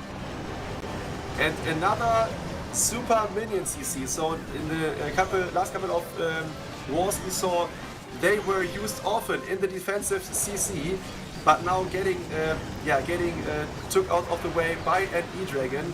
The Eagle Artillery is still standing, and I think the E-Dragon on it is dying. Oh my god! Oh, now no. he needs to think for a plan for the Eagle Artillery. But he's got 2 super minions. Why? Maybe just try to pick something off and that the E-Dragons wouldn't go for? Maybe he could go for that. Nope, the Queen stepped in for the multi. I guess he's just gonna save onto these super minions here. Yeah, and now he's needing a free spell and the rage spell to ensure that his world champion is going through. The enemy queen got taken out, and now the world champion is trying to get this job done. Nice free spell now. He's gonna do it. Yes. What? Oh, wow. And there is the super minion of Gandalf. Once from the left and another one from the top is coming for the base. And yeah, this is another triple for Aphelion Esports. Gandalf gets it done in 2 minutes and 8 seconds, Woody. A bewildering beginning from Gandalf, and I was starting to think that that was going to be a 2-star, but count me out again, because he has pulled off the triple that Aphelion needed to get back into this race. There's still a chance for time to throw to stay ahead if they triple as well, but Aphelion Esports get a shot in the arm with their 3rd strike, and the mid-war is getting awfully close between these 2 teams. The last final match for contention in that 4th place position is still up in the air. Literally, with all of these aerial attacks, E-Drags finally eking out a win here for Aphelion, though, Carbon. Yeah, able to get it done there. E-Dragons have been really strong with these pro players recently, especially Tribe has used them quite a bit. Nebrax has come in with several E-Dragon attacks, which were super strong. And we're seeing Gandalf here of Aphelion that came in with the E-Dragons as well. And it's really interesting that he mixed in some super minions, right? Like, hear from him to say, what were those super minions supposed to be used for, or was his plan just to save them for some portion of the base? Usually these pros players have a specific plan. Okay, the E-Dragons are going to miss this section, I use it for this. But a lot of times when they plan, it's just to use it at the end. They adapt on the fly in many cases. If you were to guess, Kale, was there a specific purpose you think he had for those super minions? Yeah, as you mentioned, I think it was to adapt on the fly in the end. So if there is some key building left standing, for example, the Inferno Tower or the Scatter Shot have way more HP than other buildings. So with E-Dragon Chains, they are often left standing in the base alone. So yeah, maybe it was to snipe those buildings in the end, Woody. Well, he managed to take that Eagle Artillery down early. That was the big fault that messed up our previous hit. With only 1 E-Drag to finish it off, it was just barely enough. Let's see if Elliot from Time to Throw can keep the pace for his team. With the charge, yeah, just barely keeping his Queen ability attack. Kali, how does he do it? Not even, doesn't force the Queen ability. Somehow saves it there as he now decides to send the blimp for the Town Hall. Yeah, that was maybe he deployed his healers too late, but yeah, he managed to get it done with saving his queen ability, and now she's going around this compartment, going up to 10 o'clock. I think there will be some kind of wall breaker coming in. Yeah, there we go. He's connecting both of the compartments for his queen charge, so his queen can reach the multi-inferno from there. A partial CC lure here will not be a problem, I guess. And now let's check out the Hydra of Elliot. As the Dragon Riders are coming into the bottom side, Warden ability utilized straight on through the scatter shot as more super minions come out, as the Dragons will have to take care of them. But we have the King ability being utilized as he's mixed into the Dragons, essentially, as he's going to run all the way around as the World Champion is coming to the top to go into the scatter. Yeah, and this is looking really, really decent here for Elliot. He's still got 2 free spells. One is used now onto the single IT, and a skeleton spells to distract the Warden and the Ground Expo. The Royal Champion is taking out the scatter shot at 12, and this is a crushed base. Elliot gets it done for time to throw. GG to him. Brilliant job there. Got so much value with that queen going up, and look, full health here, got topped off by the healers. No worries there. RSC ability goes off and chains his way through and keeps pace. Now this is an 8-8 match here, Woody, and it's anyone's game. Looking very good for time to throw, though. Picking up an additional star there from Elliot. A huge dragon overkill with still basically a swag Royal Champion ability to toss off at the end there, not even needing it for the defenses. Time to throw need just one more triple and a victory over Aphelion Esports in the last 2 attacks for these teams to clinch the 4th position and move on with a golden ticket opportunity. But it's not theirs yet. Aphelion Esports might be behind by just a slim 3%, but if they can get those triples themselves and hold off on defense, they might be the team to move on after all, Carbon Fin. They just might indeed. They gotta hope things go their way, as the final 2 attackers for each team has so much pressure on them. They know all the effort that they've been putting in for the weeks leading up to this, and even the ladder phases and all the way through the open ladder is just crazy amount of work to get to this point, and it all coming down to the final set of attacks here, Colin. Yeah, indeed. And yeah, Aphelion Esports, I mentioned it, had the first hit in this war, and now they can't react anymore. They need to triple, but they need to hope for a defense as well. And time to throw, as you mentioned, with 2 triples out of the next or the last 2 attacks, they will advance to the offline stage in Poland. So yeah, I think it's Ari and iPro. They will go all in and hope for the triples, Woody. Ari, the clutch king! Is he gonna be the one to finish him off and get the win? We'll find out after this attack, because Eyewitness from Aphelion Esports will have his say, flinging those flames from the top corner and getting it started with another strong Lalo, Carbon. I remember, Woody, you were mentioning when we saw the lineup, the roster, that we didn't see BN in it, but I see him defending. BN will be maybe one of the final attackers, as I don't think we saw him attack just yet. So this is going to be really interesting, as Eyewitness is charging in with a Queen Charge Lalo with 22 loons and that jump spell to path his way through and utilizing that Flame Flinger. And look, he pulled a Tesla farm. So that's going to help a lot, as the Flame Flinger will be able to help clear some of these Teslas, because if you don't pull a Tesla farm, the Flame Flinger will get too close and the Tesla farm would wreck the Flame Flingers. The Queen is just, no, that reroutes the Ground Expo onto the Flame Flinger there. Oh, that is not ideal. And just a fun fact, my squad of 11 Original got taken out by Time to Throw in the last round of the lower bracket in the play-ins. And this space we used against Time to Throw, and now they are using it themselves. So wow. This could be a nice touch here by Time to Throw. Let's check out if Aphelion Esports and Eyewitness can get... the charge is OP. He's charging all the way into the core. Rocket Loons. Yeah. Now the CC's got taken out, and I think he's securing his queen. But will she get all the value he needed. The Lalo is starting.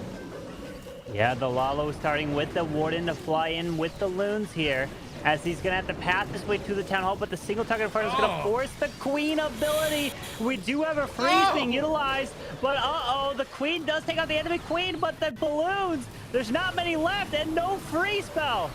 And the Queen is down, and now the Warden ability got popped before the Town Hall is taken down, so everything will die out in the near of the Town Hall. Hang on. No, those two expos are too heavy. Let's check out. Can Eyewitness get it done? I don't think so. But he got healers. They're going to the RC. Yeah. But is it enough? But he's got a headhunter to help with the defending king. He might just have enough here. The healers are being The king is coming. Look at that.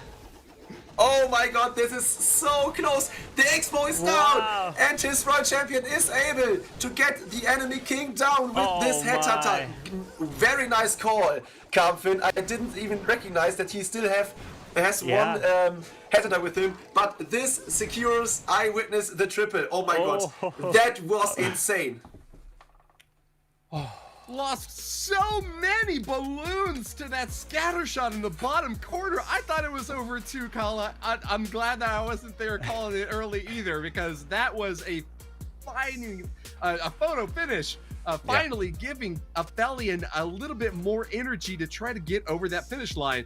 But what I'm picking up on is what Carbon saw at the very beginning, how BN is in this lineup after all. A perfect hitter without a 3-star miss so far. Aphelion Esports are going strong, but Time to Throw has an insanely offensive lineup to finish off this war, with Ari and BN ready to try to get that victory. If they go perfect from here on out, they're in that 4th position. But I really got to say congratulations to Aphelion for such a strong hit at the end here. They are keeping pace, Kale. Yeah, the pressure is on. Time to Throw. Need at least one triple to get the tie for the tiebreaker against Tompinai Tristella, but they need the victory in this match. And Aphelion Esports is doing everything to stop them from getting it done. And there we go. BN is live with the next attack, a Zep Queen Charge Dragon Rider, Kamil. Yeah, with that Earthquake in the mix, so we are going to see the Earthquake being used onto the Town Hall. Wait, he doesn't have to... No. He's going to use it onto the single behind it, because you don't want to activate that Town Hall too early, which would provide or do a lot of damage to your Queen. As she looks like she's going to loop her way to the left. Well, this Tesla farm over there might be a little bit of an issue here. Let's see as he... Oh, okay, he missed that Builder Hut there. Could have been some nice extra value. But the healers are now being deployed on this Queen as she loops her way back for the Town Hall. Yeah, and I think he expected, or he planned, that his Queen goes back to the Town Hall, because he delayed his healers so long to see whether she will go back to the Town Hall or go up for the Scattershot compartment. So now he can charge the Town Hall, and he has his Slammer with him. So I think he planned with his Queen getting the Town Hall. And now, he's dealing with the CC outside of all the damage in the base, so no problems here for BN. And let's see whether this Queen can charge through the base into the core, and the Dragon Riders will come from 2 o'clock, 3 o'clock into the Scattershot compartment. Yeah, with that Queen clearing these pups here, she's going to be usually able to get the rest of this value. As the Stone Slammer is now coming in with the Dragon Riders, the Grand Warden moving his way in. That King is actually tanking the Scattershot to help protect these Dragon Riders through here. Yeah, that is great here for the Dragon Rider entry. He can try to delay the Warden ability really long here. The Scatter Shot in the core, the Stone Slammer in the core, sorry for that, gets the Warden done, and his Queen is charging against the enemy Royal Champion later on with her ability. I think she will get it done. It's looking decent here. Warden ability really nice, and in the end, let's see whether the Multi-Inferno in the core will get BN stuck. Queen. She forces her ability to stay up here. But we only got 38 seconds left as the RC and our ability is going to be forced. But he does have an additional freeze to use. The Queen's going for the wall, though, as these Dragon Riders are trying to pat their way through. The ground expo's frozen. Uh-oh. The queen dies. The queen dies. No, Bien. Bien looks like he's gonna fall short. Oh no. That is unfortunate. His world champion died before getting the Multi Inferno, and his queen died before getting the scatter shot. And in the end, it maybe is a time fail, but yeah, it is a fail. Wow, this is really, really, really incredible. Because now Aphelion Esports get the lead back here with 1 star in the what's the advantage here because of this 2-star by BN, Woody. This is really gonna put Time to Throw in an awkward position, trying to finish out this war strong. But seeing now Aphelion with the chance to come in over the top with a triple to finish this war off in the win column, Time to Throw have got to be shivering, terrified. Their champion has just fallen with only 2 triples so far. Time to Throw are now in the back seat watching Aphelion drive this car past the finish line. This is really good news for Tompinai Tristella, though, who know that if Aphelion get the win here and MS Esports get the win over Tribe, then Tompinai would actually be the team in 4th position. Yeah, it's crazy to think about. There's so many scenarios that can happen still with the final set of attacks in as Mark is coming in for Aphelion. 3-star and Time to Throw's hopes are thrown in a way, as they won't have a chance to make it. So they're hoping they need a 2-star. They need a defense. Here, can Elliot provide just that? But Mark is charging with a Queen Charge Dragon Rider, wall breaking his way straight into the Town Hall, help grab this area, and even including the enemy Royal Champion through this charge so far. Yeah, and he got with him the Flame Flinger, and maybe he will use it behind the Queen for the scatter shot, or even get his Royal Champion for the enemy Royal Champion and the scatter shot. Let's see. But this charge is looking decent, so he got only 2 rages with him, but he didn't use one of them yet. So yeah, let's check out if he's going in for the scatter shot with his Royal Champion, or maybe with his portion of the Dragon Riders card. Yeah, with this King now going to run his way to the right, but out comes the CC of Archers. The Headhunter, there's the Lava Hound now, as the Royal Champion's going to go into the enemy RC. Too bad his Queen wasn't able to take her down. The forces a freeze and a Headhunter through this area as the King's ability goes off, but his RC can get some beautiful value straight into the middle multi-dart Inferno. Yeah, and he delayed this Royal Champion until his Queen lures the CC out, so his Royal Champion can go for the Multi-Inferno as well. Really, really nicely done here. The scatter shot, the Eagle Artillery is going down, and now his Dragon Riders are coming in from the left side. The enemy Queen is getting freeze, but his Royal Champion died. Let's see. We have the Dragon Riders. They peeled off a little bit, but we got Headhunters coming in directly to target the enemy Queen. Brilliant to sneak those Headhunters in as the Dragon Riders are passing their way into the Tesla farm. There's the Invis. Through this whole section, Queen even has her ability. 50 seconds left. Look at this. Kamil, this is the victory for Aphelion Esports. That is what they needed. They win this match against Time to Throw, although Ari in the end will triple. Aphelion Esports will have the 1-star advantage, and this is awesome. GG to Aphelion Esports. Mark is the man who delivers and gets the victory for Aphelion.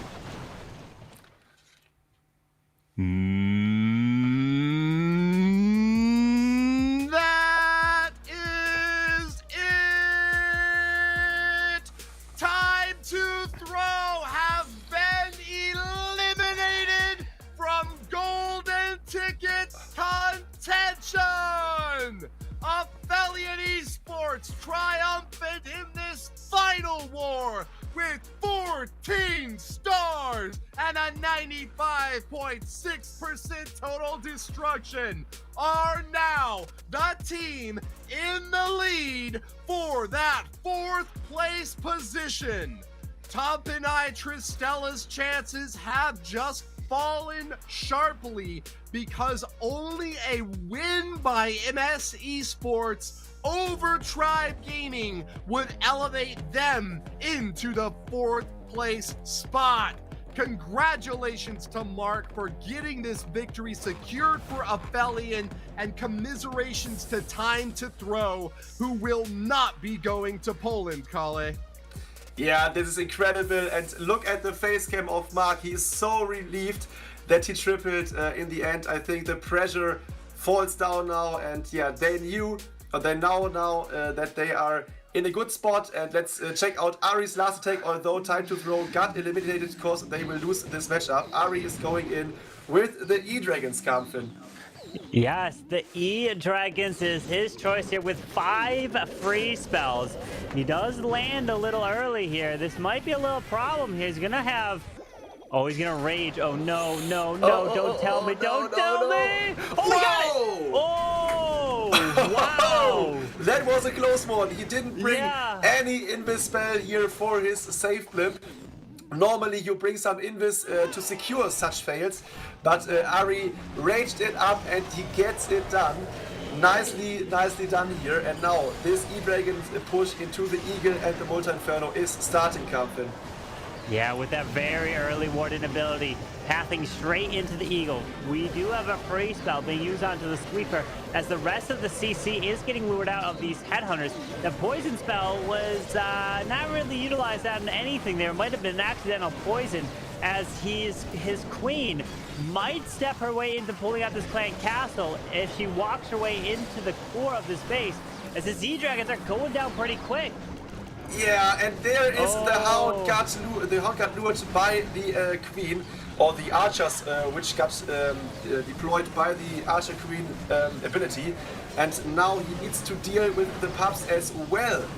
Let's see, in the back end there is the scatter shot, left standing, a ground bow, and the single Inferno.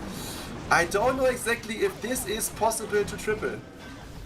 I don't know. With an RC ability still left, 2 freezes. He's going to have to use it onto the single target Inferno. When he does just that, he throws up the Builder, as well as the RC ability skips across. 1 more freeze. Single does go down, but he doesn't have... Oh, wait, no, he does have his Queen, but no ability for her. She's going down to the ground Expo, and he drops some minions from the top side to try to sneak their way in. He might be able to just get this here. Yeah, the Queen with the unicorn on her is getting healed back up, and now it is a run. The Queen is dying, but he got two E-Dragons. But let's check out, are there any Blade Mines? Oh no, the first one is low. The second one is low.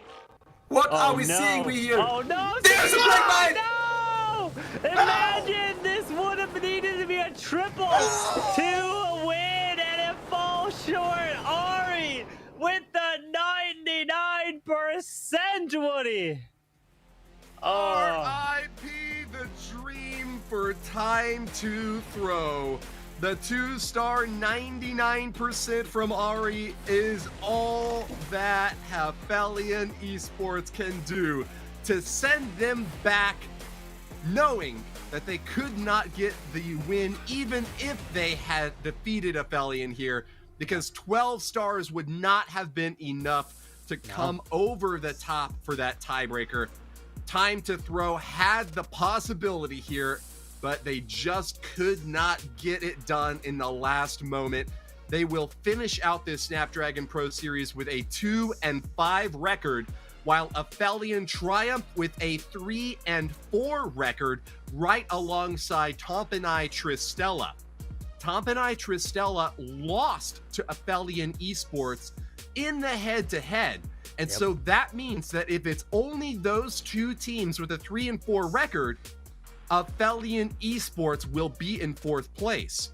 However, because Aphelion Esports lost to MS Esports, if MS Esports are victorious over Tribe, that creates a 3-way tie that Tompinai Tristella would in fact win in the 4th place. So we are going to have to go to the very end, to the final war of this entire series, to find out who is going to move on for that golden ticket opportunity.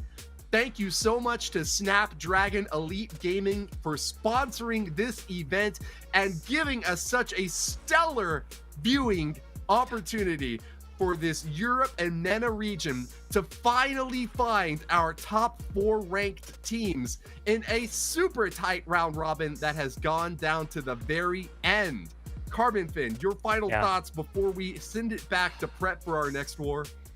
Well, it's incredible to think that it comes down to the final, a set of attacks in the final match, as MS Esports, unfortunately, they can't make it, but they can determine the fate of which team can make it as well. So Tribe's gonna go try to be undefeated, but there's 2 more matches, meaning the next one after, or the next one coming up, is gonna be Strut taking out RVNT, which can still have some outcomes in the overall leaderboard, Woody. That's right. In fact, if RVNT defeats Strut and MS Esports lose to Tribe Gaming, that would mean that MS Esports would be in 8th place. Wow. But if MS Esports win, then they can at least elevate themselves up ahead, maybe into 5th or 6th position. Yeah. Colette, I'm sorry, but we have to go to a quick break. You'll be the first on as soon as we get back for our match between Strut Gaming and RVNT. All of you at home, stick with us.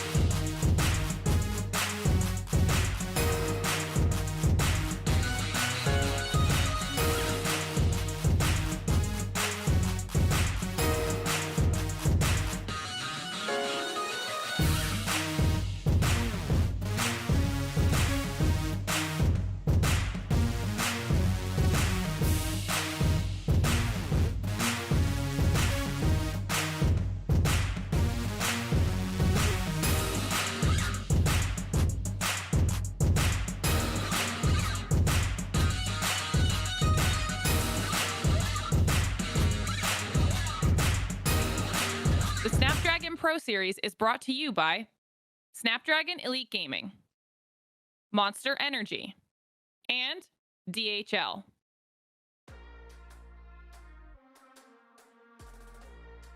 Hello, I'm Kingsman and I am the captain of MS Esports. This match will be really hard because Tribe are the first in the classification, so they are the best on the tournament, and it will be hard, but we think that we can beat them, and we will do everything to beat them. I think we will share some beer with our friends from other team like Tryhard from Strut. But at the moment we are not qualified, so we will try to beat. But for me, we need to nerf all the heroes because at the moment they are just too strong and it's insane. Okay, so on the morning I wake up, I do like 2 hits in Legend League on all of my accounts. Next I do other attack. In the end of the afternoon we are training our offense, and in the evening we are testing our base with our base builder and all the players.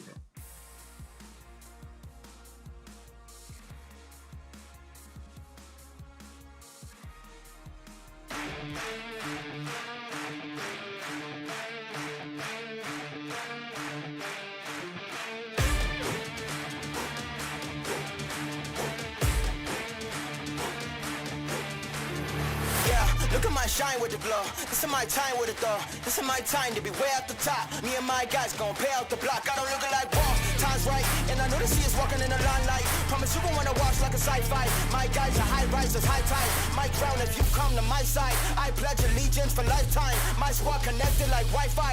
We grind and you see the highlights. This my life. It ain't a game now. Me and you, we ain't the same now. Lions coming out to play now. Opposition out the way now. Out of the way. You wasn't invited. Say you come to play. I dare you to try it. You don't wanna try me. Then step up to my team. Yeah, out of the way. Yeah, yeah. Out of the way. Yeah, yeah. Out of the way.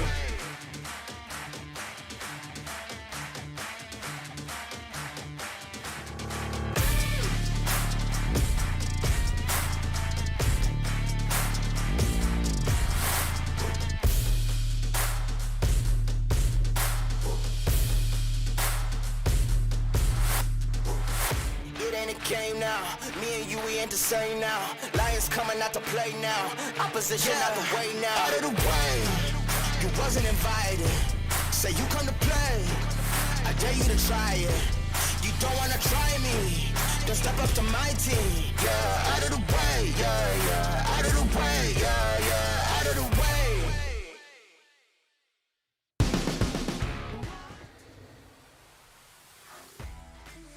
Howdy y'all and welcome back to the Snapdragon Series, elevating the Clash of Clans global esports competition to a whole new level. We are in the challenge season for the Europe and MENA region, and we are just about to finish our round robin with only 2 more wars left to go. We have just seen an incredible victory from Aphelion Esports over Time to Throw, elevating Aphelion to the possibility of a 4th place position if Tribe Gaming defeats MS Esports. However, if MS Esports triumph over Tribe Gaming, then it would be Tompinai Tristella to take it on the tiebreaker. Lots of exciting battles left to see, and this next one is interesting too, because if RVNT get the victory over Strut Gaming, then that would potentially mean that they aren't going to be in last place. They had a very difficult run in the first 5 weeks, but finally got their win last week and might get another one here. Colin, let's take a look at the leaderboard and see how things are shaping up. What stands out to you? Yeah, as you mentioned, RVNT still have the chance to climb the ladder. But yeah, showing how strong this tournament is, we had 4 teams competing for the 4th spot in the last day of this round robin, is incredible. In the end, only Tompinai Tristella and Aphelion Esports have the chance to get it done. But yeah, this match, which is coming up now, Strut against RVNT, is totally amazing because of seeing those former world champions of Strut going up against RVNT, which had some huge scores in this competition but didn't get it done to get the victories. Yeah, we've taken a look at the leaderboard here. We're seeing Tompinai Tristella and Aphelion 4 and 5. Actually, kind of should be Aphelion above Tompinai just because Aphelion has won the head-to-head match. So Tompinai's really only chance is for MS Esports to win. That's what Tompinai is going to be hoping in the final match. Force a 3-way tie, and then they will have the advantage based off of overall stars in terms of the triples and things that they've brought through all the matches. So, Woody, we have a lot of stuff to be coming up. You're right about that, Carmen Finn. But let's kick it off for the next war between RVNT and Strut Gaming. Let's see RVNT first.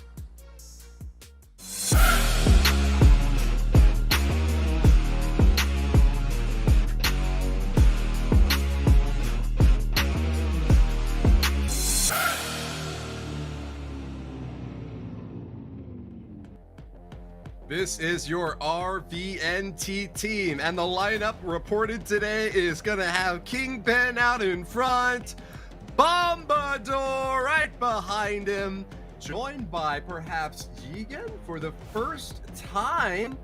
We've also got thumbs up from Lupo and Sammy to round out our 5. Out of these players, Sammy's the one known for the P.E.K.K.A. Super Wizard smash style attacks. So I'm excited to see him bringing that yet again. He loves it. And then, of course, Bombador, who came in at the end against the MS Esports. And I remember him celebrating when they were able to take them down and earn their first victory here in this phase of the Snapdragon Pro Series. But RVNT, they've got themselves a hard matchup against the team of Strut. Absolutely they do, Carbon Fin. Strut Gaming with a 5-1 record have only been trounced by the undefeated Tribe Gaming up on the very top. Strut have a very strong record. Despite some strange one-star misses, they've held on to defenses against even the strongest attacking teams and always seem to get at least 13 stars up on the board, even when things do go strangely. A very high hit rate squad. Strut Gaming is at the very top of this European region alongside the other two top scoring teams, Tribe Gaming and Badzinger. We'll have to see now in this next war if they can keep that top ranking with a 6-1 total score line with victory over RVNT. Let's go ahead and see Strut Gaming now.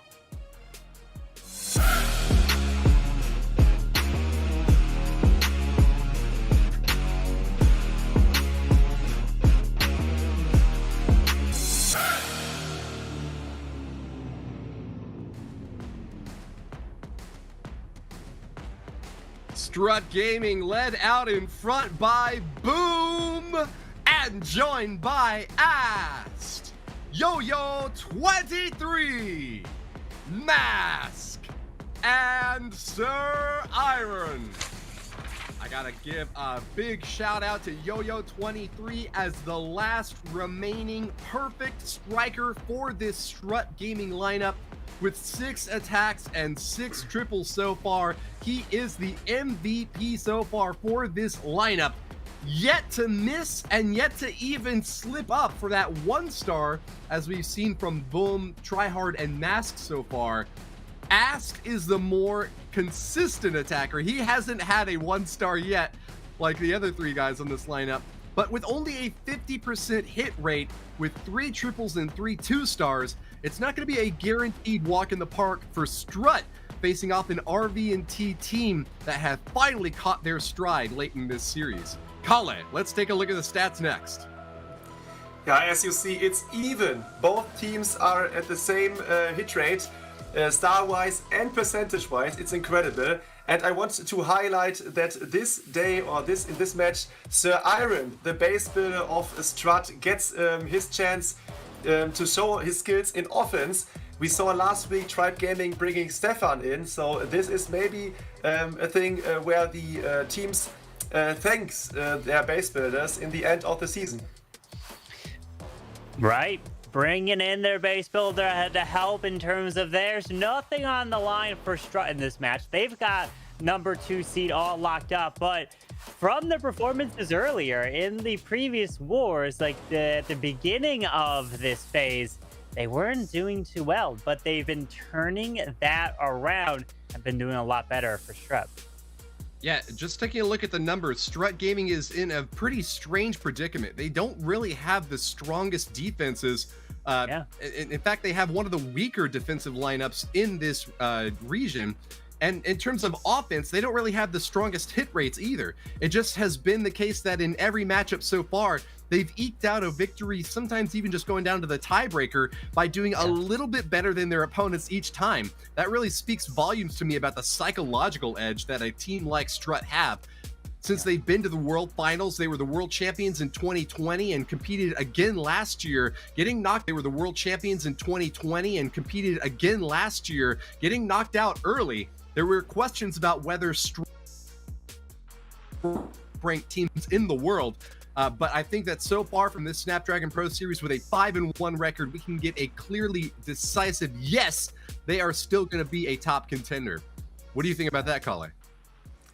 Yeah, that is true. And let's check out RVNT is going first. And as you mentioned, Kamil, Sammy is live with his P.E.K.K.A smash.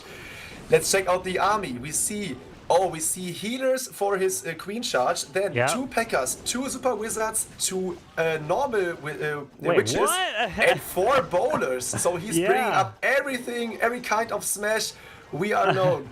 You know, I think what it was is maybe there's an in-game challenge or something that says, hey, you got to use some witches, some bowlers, a golem, or maybe even it's like a clan game. Who knows? That's what it seems like. It's just mixing everything into this attack here as a headhunter is deployed to help slow down this defending king. But he's trying to keep this queen up, needs the healers to heal this queen back up, and he does just that. Look at this. A triple skeleton pops up right in this area. Wow, this is not ideal for him, but so it slows him down. But I think it's okay. So we see he brings the lock launcher with him, so he wants to go through the whole base with his smash. And there is starting off his attack with the golem and the lock launcher, who opens up the connector for the queen and the warden as well. Yeah. Kamil. It was to open up this area to lead in towards the multi and eventually try to path towards that town hall, but the healers are getting hit of the queen, but should pull away from the multi-target inferno, try to stay away and being protected as there's a jump leading towards the over the sweeper. But these super, oh my goodness, look at this. The long launcher is like bowling pins through these goblins. That was amazing to see. All the CC troops got taken out by the lock of the lock launcher. Incredible. And now check out the smash on the top is going outside around the base, going for the town hall now, and the queen is inside the base, hoping to survive. And yeah, let's check out if he can overcome the last compartment. Well, it pops the queen ability. Now, the Warden Eternal Tome is perfectly used over the Town Hall explosion and the poison of it. But he needs to utilize and take this jump spell to lead towards the multi-target inferno on the top side. That's the last thing that these troops are going to be facing, as he still has a king ability. The Royal Champion is still moving through with an additional rage to utilize. But the time is ticking, Kamil, so only 25 seconds left. Is he able to overcome this last compartment? He got the jump there. I think it was originally planned for the smash in the core, but now the troops could take it. Will they take it to the multi? He's going to clear the multi. The Royal Champion now needs to turn around, and the queen helps. And Sammy for RVNT is going to be getting a triple with it's almost like an incredible P.E.K.K.A smash here, Woody. Yeah, just your typical queen charge, go, bo, su, wee wipe. Not something that you see every day, but true to what Bombador had said in his interview last week, RVNT are not just going to bring the heat, they are going to bring some creative strategies to this war against Strut Gaming. And with a 3-star to start, we have already seen the fireworks flying a couple nights ago here in the States, but also again here on the screen in this European region. I really hope that this one goes down to the wire and gives us that fantastic bout that we've been waiting for, when both teams know that their positioning isn't going to be deeply affected by the outcome. That gives them a little bit more opportunity to flex their muscles and show their creative spirit, Carbon. Absolutely. They are going to be giving it their all, as we have now Sir Iron coming in with a Queen of Charge Dragons, using a little bit of a lightning spell to take out a sweeper, which typically that's probably to stop the sweeper from pushing back your dragons and or the blimp that would fly across all the way to try to take out a town hall. But this queen looks like she may charge her way in towards the seagull. No, it looks like she's going to stay on the outside at the moment. Yeah, maybe he can use an invisible spell. No, he don't have one. Now he's... Oh my god! This wall breaker shouldn't go to the wall, but he did. And now he opens up the wall for the queen charge. Yeah, I think Sir Iron saw that after behind the Eagle Artillery, the compartment of the multi-inferno is open. So his queen can walk through the whole base, and then starting off with the dragons and the dragon riders through the 4 o'clock side into the town hall compartment. Yeah, maybe the blimp through the dragons. Yeah, there we go. Wall ability perfectly timed, and I think this is a decent start for Sir Iron Kamil. But his queen ability was forced from the headhunter, unfortunately, and this single target inferno might have locked onto the blimp. No! It locked onto the blimp, and then the sinking air mine hit it. So this is going to be a huge problem, as he now has to rely on dragons to take the town hall down, but the lava hound and the pups are distracting these dragons. But I think with those spells left, he can secure the 2-star. He needs to freeze the Town Hall, and maybe he can place his Royal Champion onto the Town Hall. No! He's swagging his last rage spell instead of dropping his Royal Champion. Is he able to overcome the back end with only one free spell, Kamfin? Uh-oh, the RC ability was forced. The Queen's gone. One freeze left. The RC is getting absolutely smashed by the Town Hall poison. But these healers are trying to... Okay, I was going to say they're trying to stay alive as they die. The Royal Champion dies. The Dragons are dying. And we've got ourselves a defense here for Lupo. Sir Iron is fallen short. Yeah, but I think with this free rage spell he swagged, if he used this rage spell onto his Queen charge, I think he could have picked up the last compartment as well. Unfortunate that this tornado trap held off the blimp for the Town Hall, and in the end it is a 2-star in the first attack for Strut Gaming. That is gonna be down by 1 star now here for Strut, and 88% is on the lower side, but Strut has done it before. They've put up 1 stars even, which are worse than this, and still managed to win matches. And Woody, you've talked about it, how Strut have been the one team to just barely able to win their matches against their opponent, even though they haven't performed the best out of all the teams. But is this going to be another one of the matches where Strut finds a way? Or will RVNT turn it around from all the previous wars, including stepping up to do better than what they did against MS Esports to win again? It's a good question, Carbon Finn. You know, out of all 8 teams in the European and MENA region, Strut is the squad with the S factor. I can't say exactly what it is. They don't have the strongest offense or the best defense, but they win wars nonetheless because of their persistence and just managing to get those tiebreaker victories when it seems like they are so far behind that they can't make up for it. So despite getting a 2-star here and a decent 88 percentage in that last hit, Strut are still going to be competing and trying to get the victory here over RVNT in what they know will likely be a close war. Yeah, with Lupo now for RVNT coming in, and he's gonna be coming in with the Blizzard. Only 3 in Viz. Oh wait, no, never mind. There's 4. He used the one initially right off the bat as a giant bomb. Oh my god, this is crushing his Blizzard for the Town Hall, and now he needs to adapt on the fly. And yeah, he's thinking about trading his Queen for the Town Hall now, but that is not what he was intended for this base. What I'm noticing here is Tryhard is defending, so someone that we saw on the roster is not going to be in this match, as Tryhard will end up coming into attack later, as he's trying to just prevent Lupo from tripling with the giant bombs, small bombs. Queen's ability is going to be forced through this Town Hall. You definitely know he wanted to utilize this Queen somewhere else because you want that blimp to take the Town Hall down. Yeah, I just checked it out. It's Musk today who is not playing, so Tryhard is in for Musk. Yeah, let's see if Lupo can turn around this the top attack. multi, he made it invisible, so the RC's not even going to take it down. Yeah, this is not ideal. In the end, he got nothing with his heroes after his Blizzard failed, and now we need to look for his Lalo. Only with 2 hounds and 19 loons, he needs to take out 70% of the base and all of the main defenses. Incredible. Yeah, this is what Strut somehow managed to do. They get in your head, and they just make you have those mental mistakes. In this one, the whole left side was supposed to go down to the blimp and his heroes.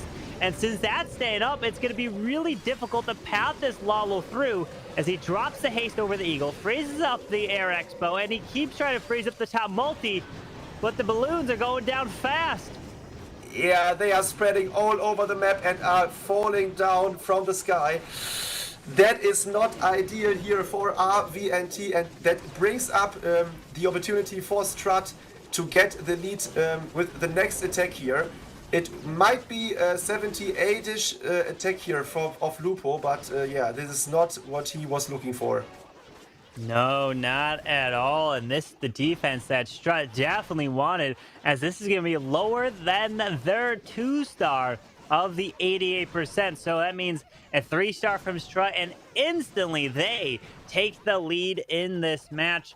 Lupo, great effort there, as it only is the 77% 2-star, Woody. There is a lot of base left here for Tryhard, so all the congratulations are due to him on that base building effort. Yeah. Lupo really fallen short in that initial strike there to land a heavy blow with those heroes. There was a scatter shot and 2 multis up still at the end of that attack, so it wasn't even really that close. Kudos to the base builders over at Strut for getting that one off, but it leaves them with an opportunity now to come back in the winning position with a 3-star of their own. Yeah. Kale, do you think that they are going to get this thing back in the win column next?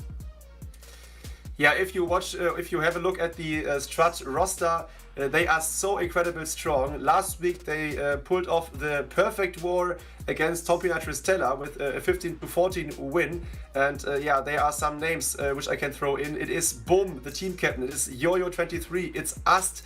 So incredible names there. And for sure Tryhard, who are as well. So I'm hoping for a good, a nice outcome of this matchup.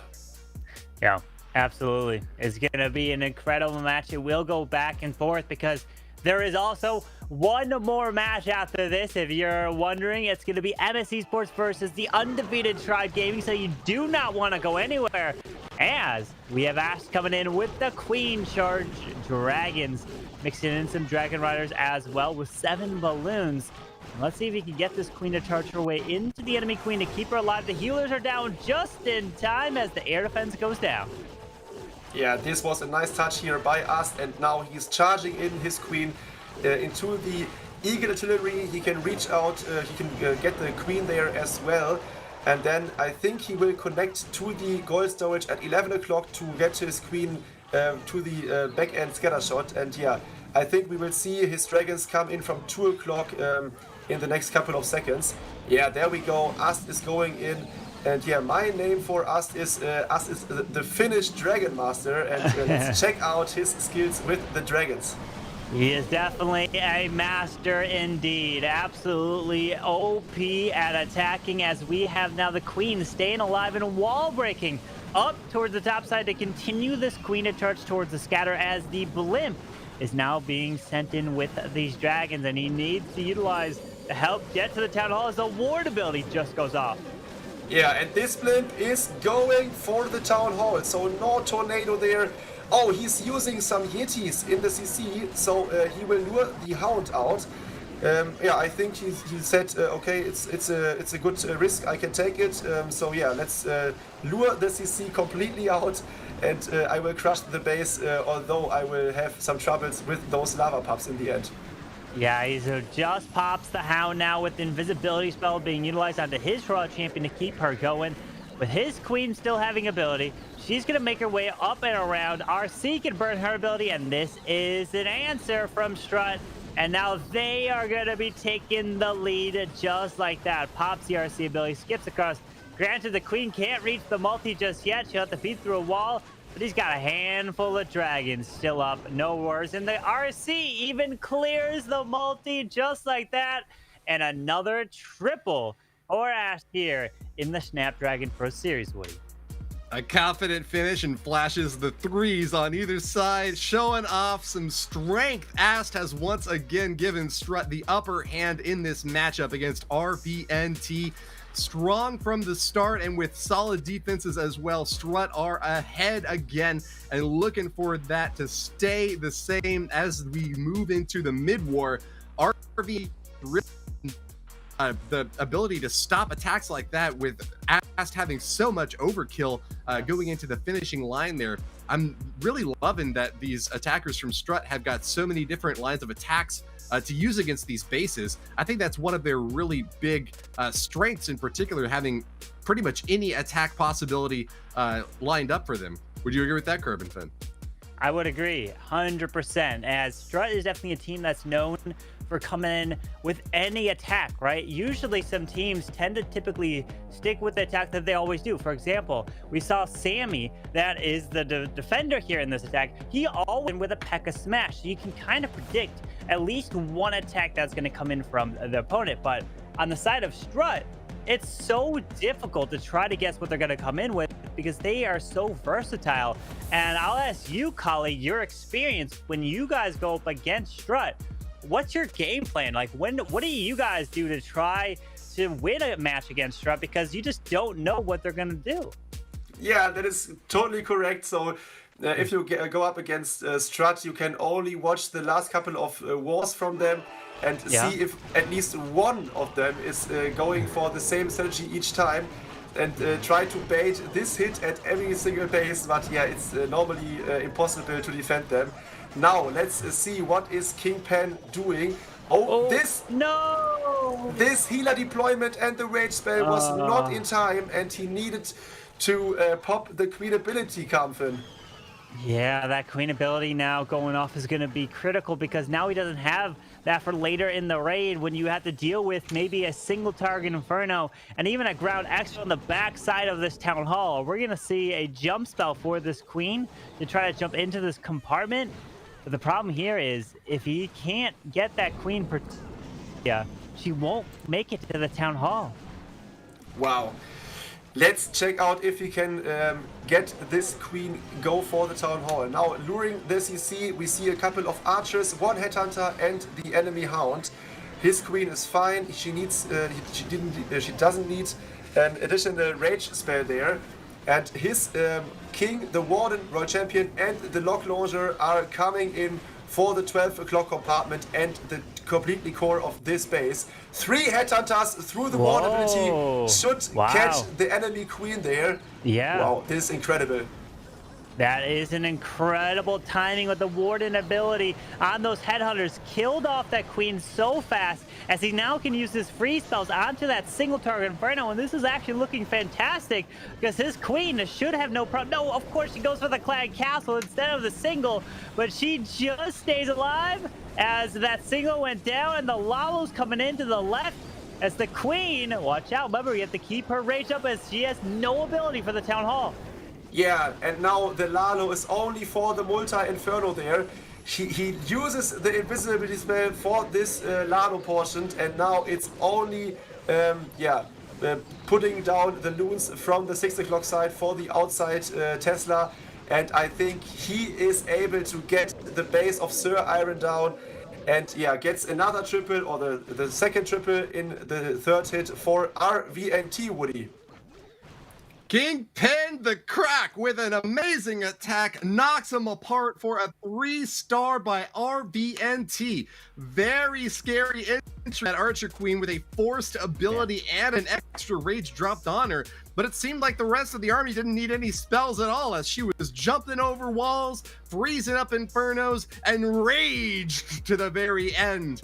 RVNT with that triple find a little bit of life back into their chances of victory over Strut. With 8 stars total, 92.3% destruction. They're only just a little bit behind Strut and might get this win if they can get some defenses against a Strut isn't always perfect. This is going to be still in Strut's position to win, but it's all up to them on their next 3 attacks. They haven't been perfect so far, but they are showing a lot of strength. And we know that with Yo-Yo 23 on that lineup, they almost certainly have another 3-star out there somewhere, right?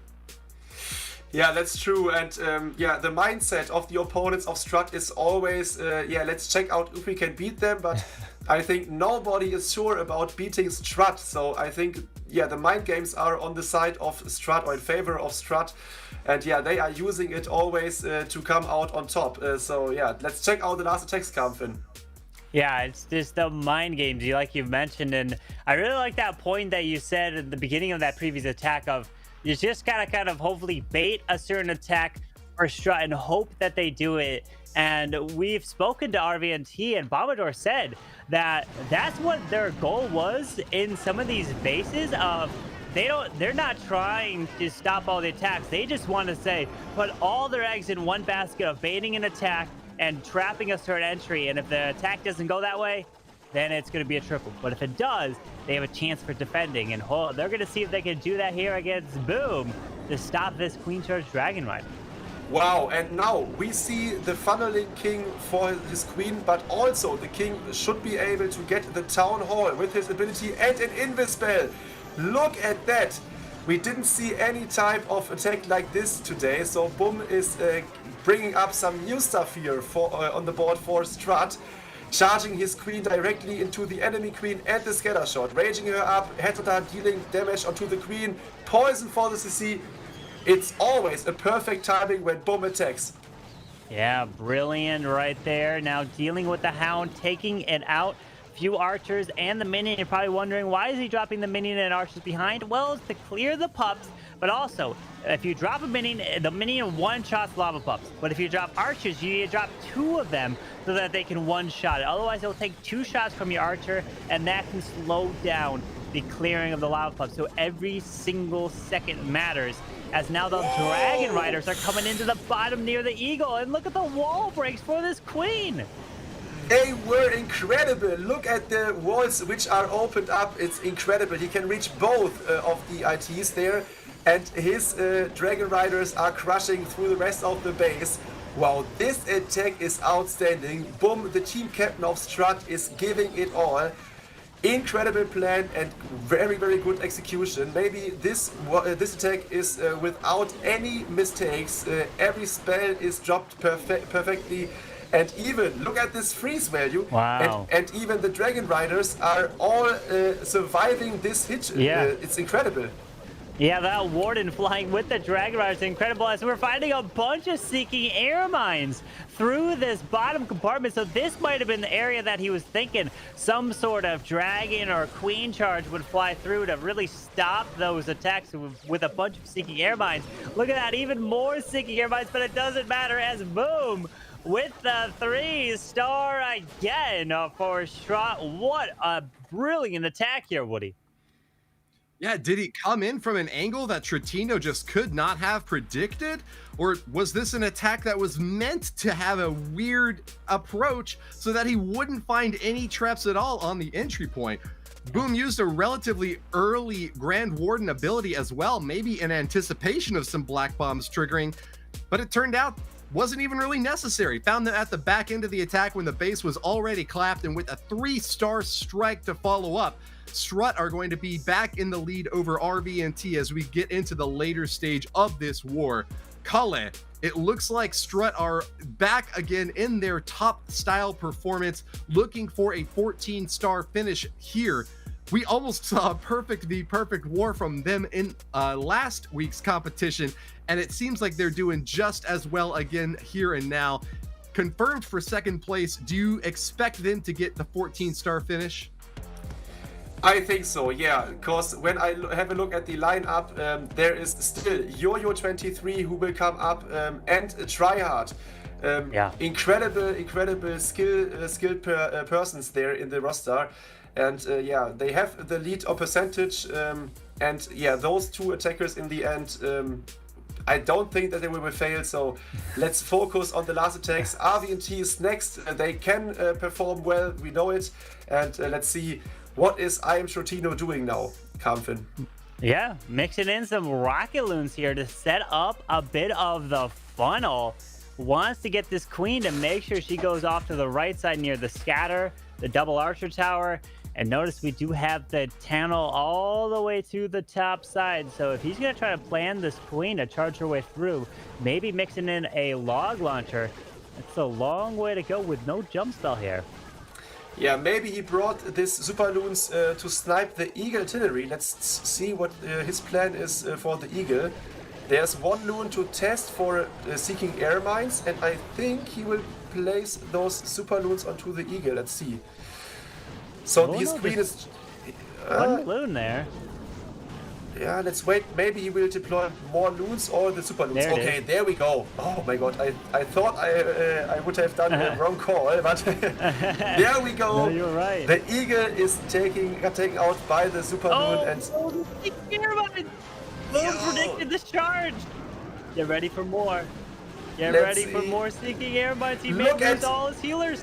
Look at those loons. The mortar on the outside didn't even let them trigger those black bombs on the way into the core.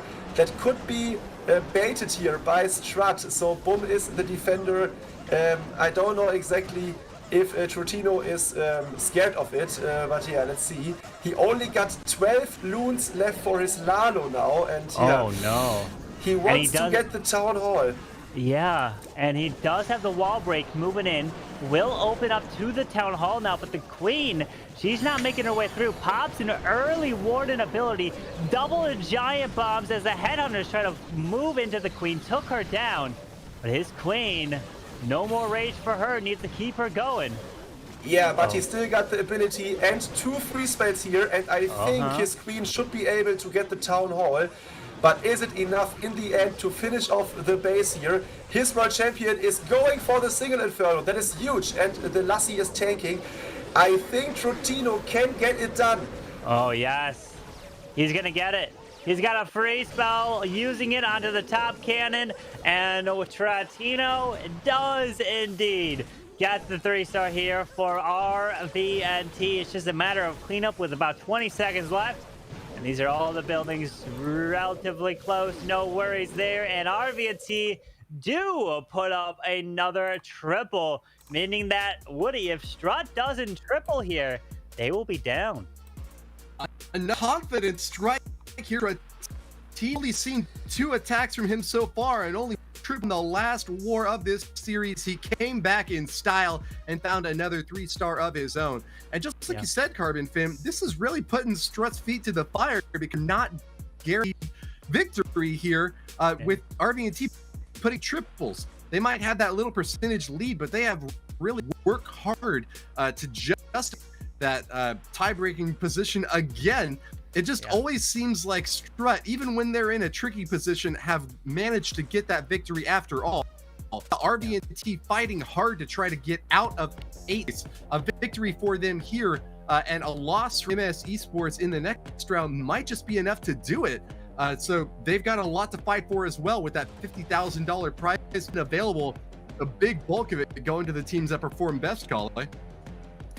Yeah, indeed, and we saw the fail of RVNT were 77% 2-star, and the fail of Strut were 88. So the lead, the percentage advantage is on the side for Strut, but they need the triple now, so to catch up on stars as well. And yeah, Tryhard is the next attacker, and he's going in with the Blizzard for the Town Hall. So let's check.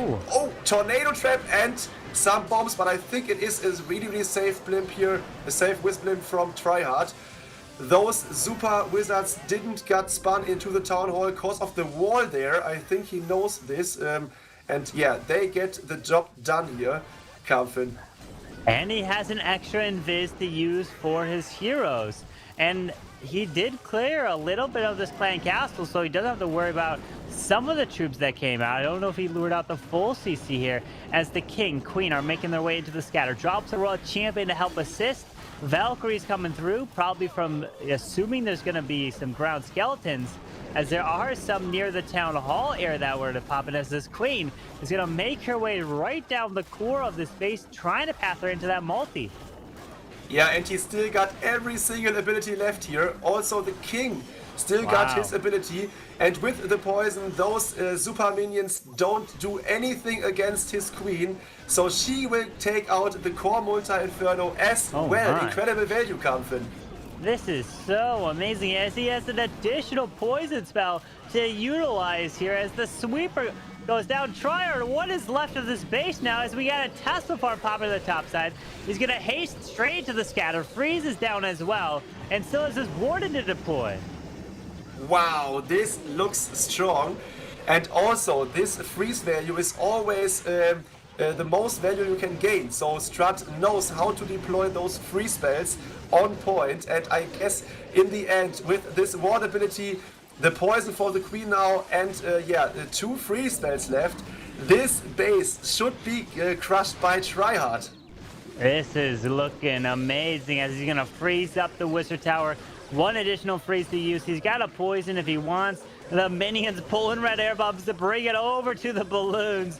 They are going to go down here, but he's got way too many balloons left here for Bombador to try to defend. Freezes up that single to help with that warden to stay alive. And Tryhard with the brilliant attack now coming down to the final set of hits here in this match. If RVNT triple, then Strut will have to triple to win. But if they don't, then this match goes to RVNT if they 3-star and Strut doesn't. So Woody, we still have anything on the line in these last 2 attacks. You are, Carbon fan. That was some fantastic follow-up, though, from Tryhard. Big kudos to him. Yeah. One of the few players to attack in all 7 wars and to never 2-star a base. He did have one 1-star, so he didn't have a perfect run through this series, but it was all triples except for the 1-1-star he had. Great job there to Tryhard. Clearly one of the best French players and one of the best players in this entire Snapdragon Pro series, giving another shot for Strut Gaming to finish this one out with a 14-star win over RVNT. But it's not over yet. 1 attack left for both teams, and RVNT will be struggling to the bitter end, Kale. Do you think that they're going to close out with a 3-star to finish off and put this one to another tight finish for Strut? Yeah, for sure. Last Friday, we already saw that RVNT is able to do it. And yeah, they defeated MS Esports, who were in fight for the Poland trip. So incredible stuff by them. They gained 14 stars, and they could gain 14 stars here as well and take the pressure onto Strut here. So yeah, I'm very, very hyped for those 2 last attacks. And yeah, let's check it out. Indeed, as anything can happen for the final set of attacks. And here we go with Bombador coming in with a Skelly Donut. Lalo trying to take out the CC, trying to take out the multi-target Inferno as well. Can't mess up this invisibility spell. If you do, then you are doomed, as you're leaving up a CC with no poison. It would be devastating, as he does take the clan castle down. Come on. Wait, no. The builder huts are repairing too fast. There were 3 or at least 4 builders. 4 builders repairing the clan castle, and he didn't get it done with the raged skeletons there. So maybe an earthquake would have got a good value, because the builder huts would have repaired themselves first. But now he needs to rely on his suicide to don't struggle with the enemy world, enemy CC. So let's check it out, Kamil. With that blimp securing the town hall now, all 3 of his heroes are being utilized onto the top queen, Scatter, the ground expo, as we luring out a little bit of CC. It looks like we're going to have archers, a headhunter, and maybe even a lava hound that are going to come out. And yes, that's the CC, which is going to stop his road champion in her tracks. Now have to be stuck on this lava hound. Yeah, but his queen is going for the Eagle Artillery and looks strong there with the ability left. The Ice Golem does a good job there. Yeah, the Hound is onto the Royal Champion. That's okay, I guess. But let's check out. The Lalo will start from 4 or 5 o'clock. No, he's going from the opposite side. Okay. Yeah, he's going straight over where the town hall was, with a Hound coming through there, pulling in red air bombs through the middle of the space. Now the Warden's going to come over to the Scatter so he can direct target the enemy Royal Champion right away to help take her down. But the Royal Champ just keeps jumping the walls to follow this Hound. Yeah, and not that much Nano is in the end there for the Tesla and the Multi Inferno. He got 1 free spell left, but I don't think that this loose can make it through in the end. Oh wow, it's not looking good. Yeah, this CC pull wasn't ideal for Bombador, so I guess he wanted to get rid of the buildings near the town hall where he started his Lalo. So this is unfortunately a fail, and we know the last attacker of Strut is Yo-Yo23 who defended right now. Yeah. And he is still perfect, Kamil. And he's looking to add another triple to that match to keep going perfect. And I mean, at this point, he just has to get percentage in a 2-star and they will win this match here. But RVNT just been the storyline here throughout it all. It's just been falling short. It did at least win one match here in the Snapdragon Pro Series, but it just has not been their event, Woody. A very challenging finish for Bombador, looking to be the second team today with 14 stars finish, but just coming up short. And I gotta say, I think those air sweepers might have been the MVP on defense, pushing those loons around and giving a lot of trouble to these attacking forces and not letting them connect to targets the way that they really needed to. Good defense from the Royal Champion as well, stabbing down a lot of those aerial attackers and just preventing Bombador from getting that clean victory that he was looking for at the very end.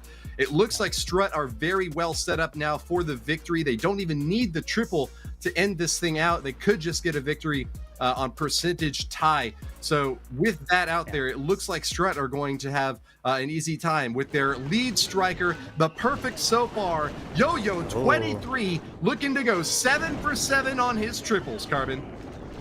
Well, can he do it with that queen to try to path her way near this town hall, as he does have the healers to deploy, waiting on them because he doesn't want the healers to be in the radius of the town hall once it does activate. But we have to be scared about that single target Inferno that can lock onto this queen as he utilizes hogs to lure out the CC nice and early before the queen would step into radius of that single target Inferno.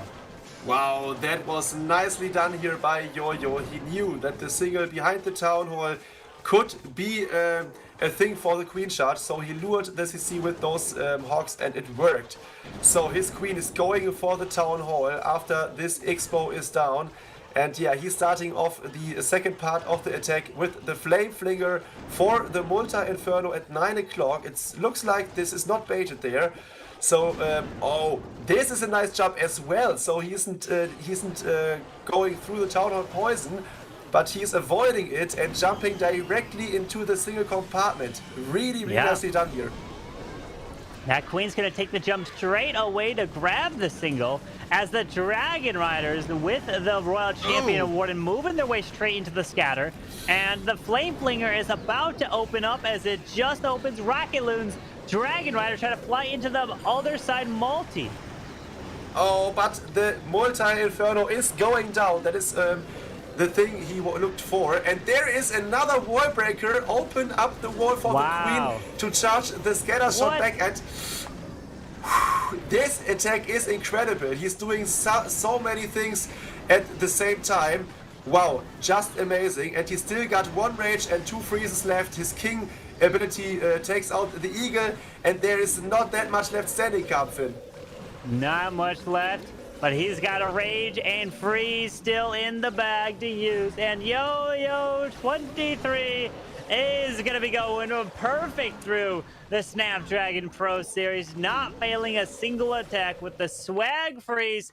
And Strut are going to win this match here, putting up 14 stars. And the brilliant final attack here, Woody. Congratulations to Strut for their victory again over RVNT, taking a total scoreline of 6-1 with only a loss to the undefeated Tribe Gaming.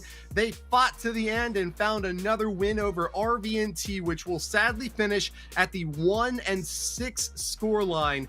Unable to get another victory here, they will be in 8th place for your Snapdragon Pro Series. But congratulations particularly due to Yo-Yo23. The man is a spider, guys. He's got 8 eyes and 8 arms, because to be able to pull off an attack like that, you got to have some sort of supernatural abilities. Spider-Man Yo-Yo23 with the 3-star 100% brings that Strut total up to 14 stars and 97.6. Very impressive offense to finish this war out and launch their attempt for that golden ticket in a very strong way.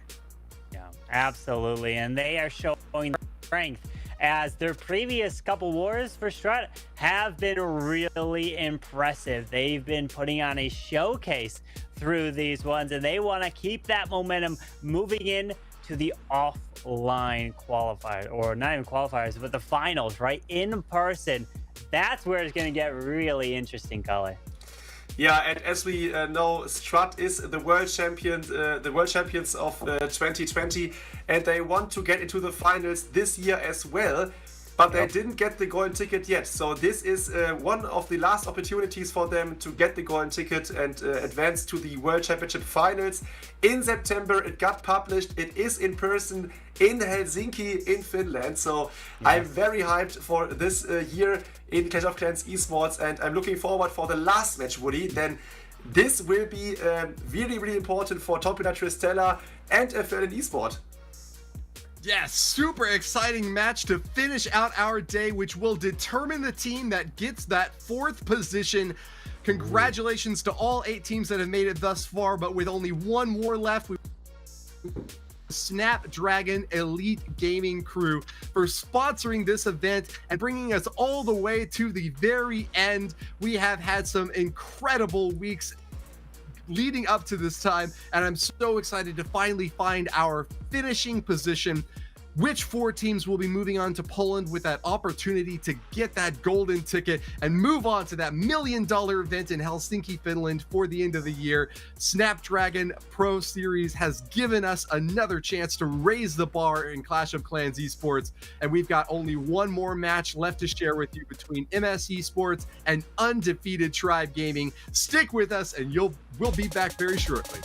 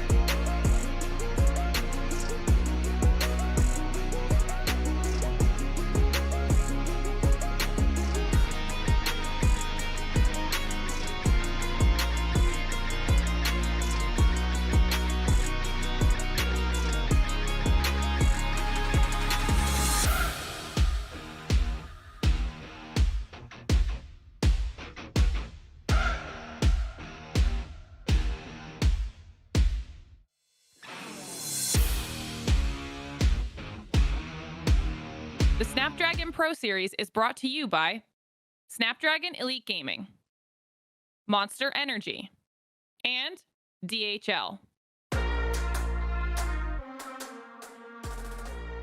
Hello, yes.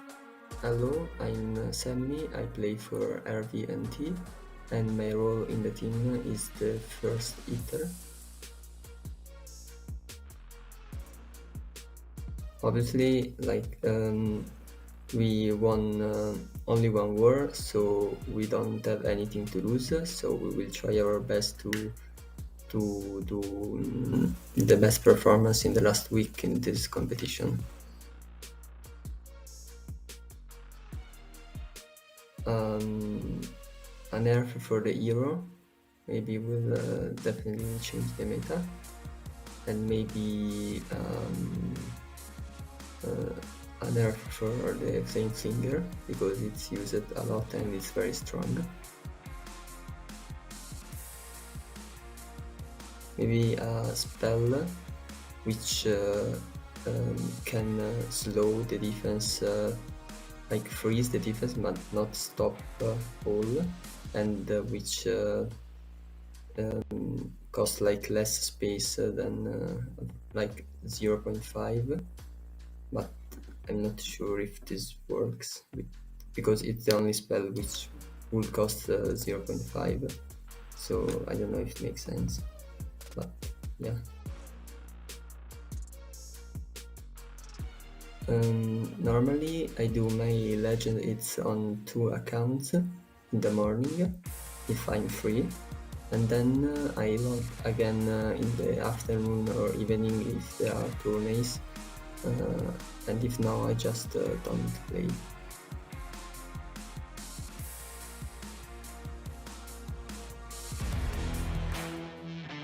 They don't want it with me. You got a problem with me? Love, you don't want it with me. Man, you won't ever stop me. Who y'all really got a problem with?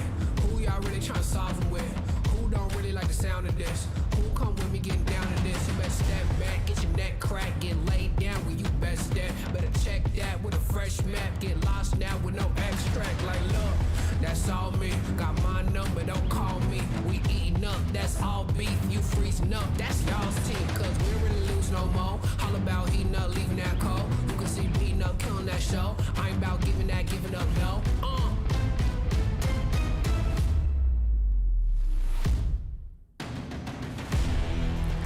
Nah, cause they don't want it with me. Look, you got a problem with me. Look, cause y'all don't want it with me. If you start a fire with me, then you never gonna stop me. Ay, sound the alarm. We about to go on. You getting it wrong. Time to go off. Can't hold us back. Truth hurts, you always that. My truth lurks, say y'all collapse. Now scoop first where your homies at. Come my team with me right now. My team so mean right now. But what you mean y'all out? It's time to weed y'all out. Okay, we coming back with a vengeance. Time to go start your engines. What is this thing y'all mention? Time for y'all stop pretending,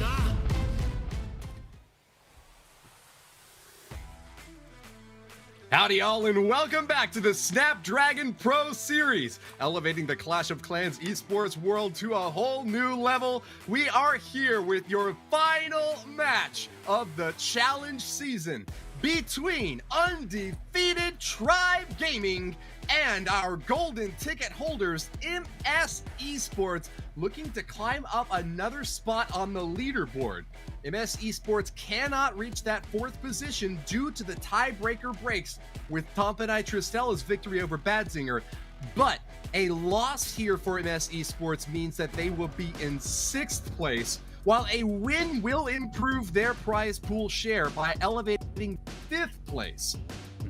This position is going to belong to either Aphelion Esports, with Tribe taking the win, or to Tompinai Esports, Tompinai Tristella, if MS win in our next match. Here you see the leaderboard. Carbon Fin, it's almost over. It is indeed almost over. To think about all of these matches that we've been seeing, and the most dominant team, Tribe Gaming, is coming in last. Will it be able to keep that undefeated streak going against MS Esports? Or will MS Esports be able to spoil that run and try to get a little bit higher on this leaderboard to get a little bit more of that prize pool, Colin? Yeah, indeed. That is the thing for MS Esports. But yeah, I think we should welcome the boys and of Tompinai Tristella and Aphelion Esports, who will surely watch this last match of today, because it will be so intense. Tribe Gaming is the favorite for sure. They are perfect and they want to get the perfect streak in the round of robin here. So I'm totally hyped for this matchup, and I redressed myself because Sinti will playing, and I got my shirt on with the legendary Hawk Rider squad.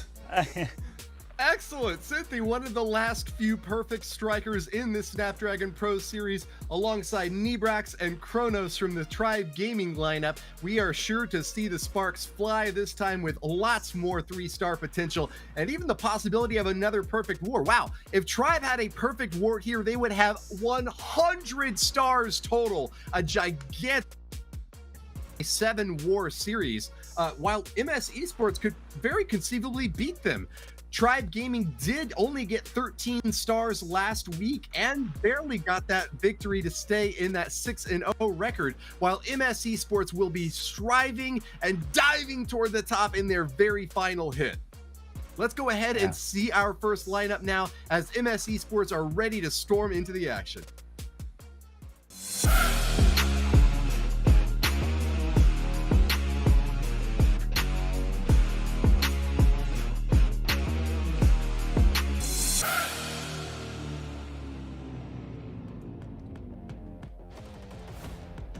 MS Esports' lineup for today has Kingsman out in front and joined by Ariam, Elec, Sinte, and Nachoa. A huge crew here already holding that golden ticket. They will find another chance to improve their outcome in the Snapdragon Pro Series, and looking specifically at Synthé to try to get a perfect run through the entirety of this series with the possibility of 7 triples, Carbon Fin. Can he do it? Is he going to bring more hogs, or is he going to bring a different attack? You know, we have MS Esports really wanting to win this match, not only to spoil Tribe Gaming's perfect run, but also to try to get a little bit more of the prize pool. We keep harping on that, as this match is between 2 powerhouse teams that are going at it. But at the end of the day, MS Esports do have that golden ticket, so they are feeling okay, but you know, they definitely would love to play in person, Color. Let's see their opponent's Tribe now. Yeah, that is for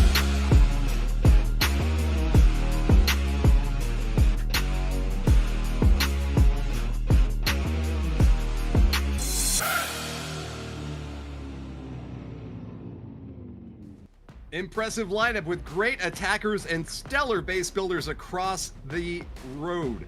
We've got Chronos out in front, and he is joined by Ricx, Nebrax, Fluxy, and Knowledge is back, Colin. Yeah, not even Sinti is perfect in this match right now.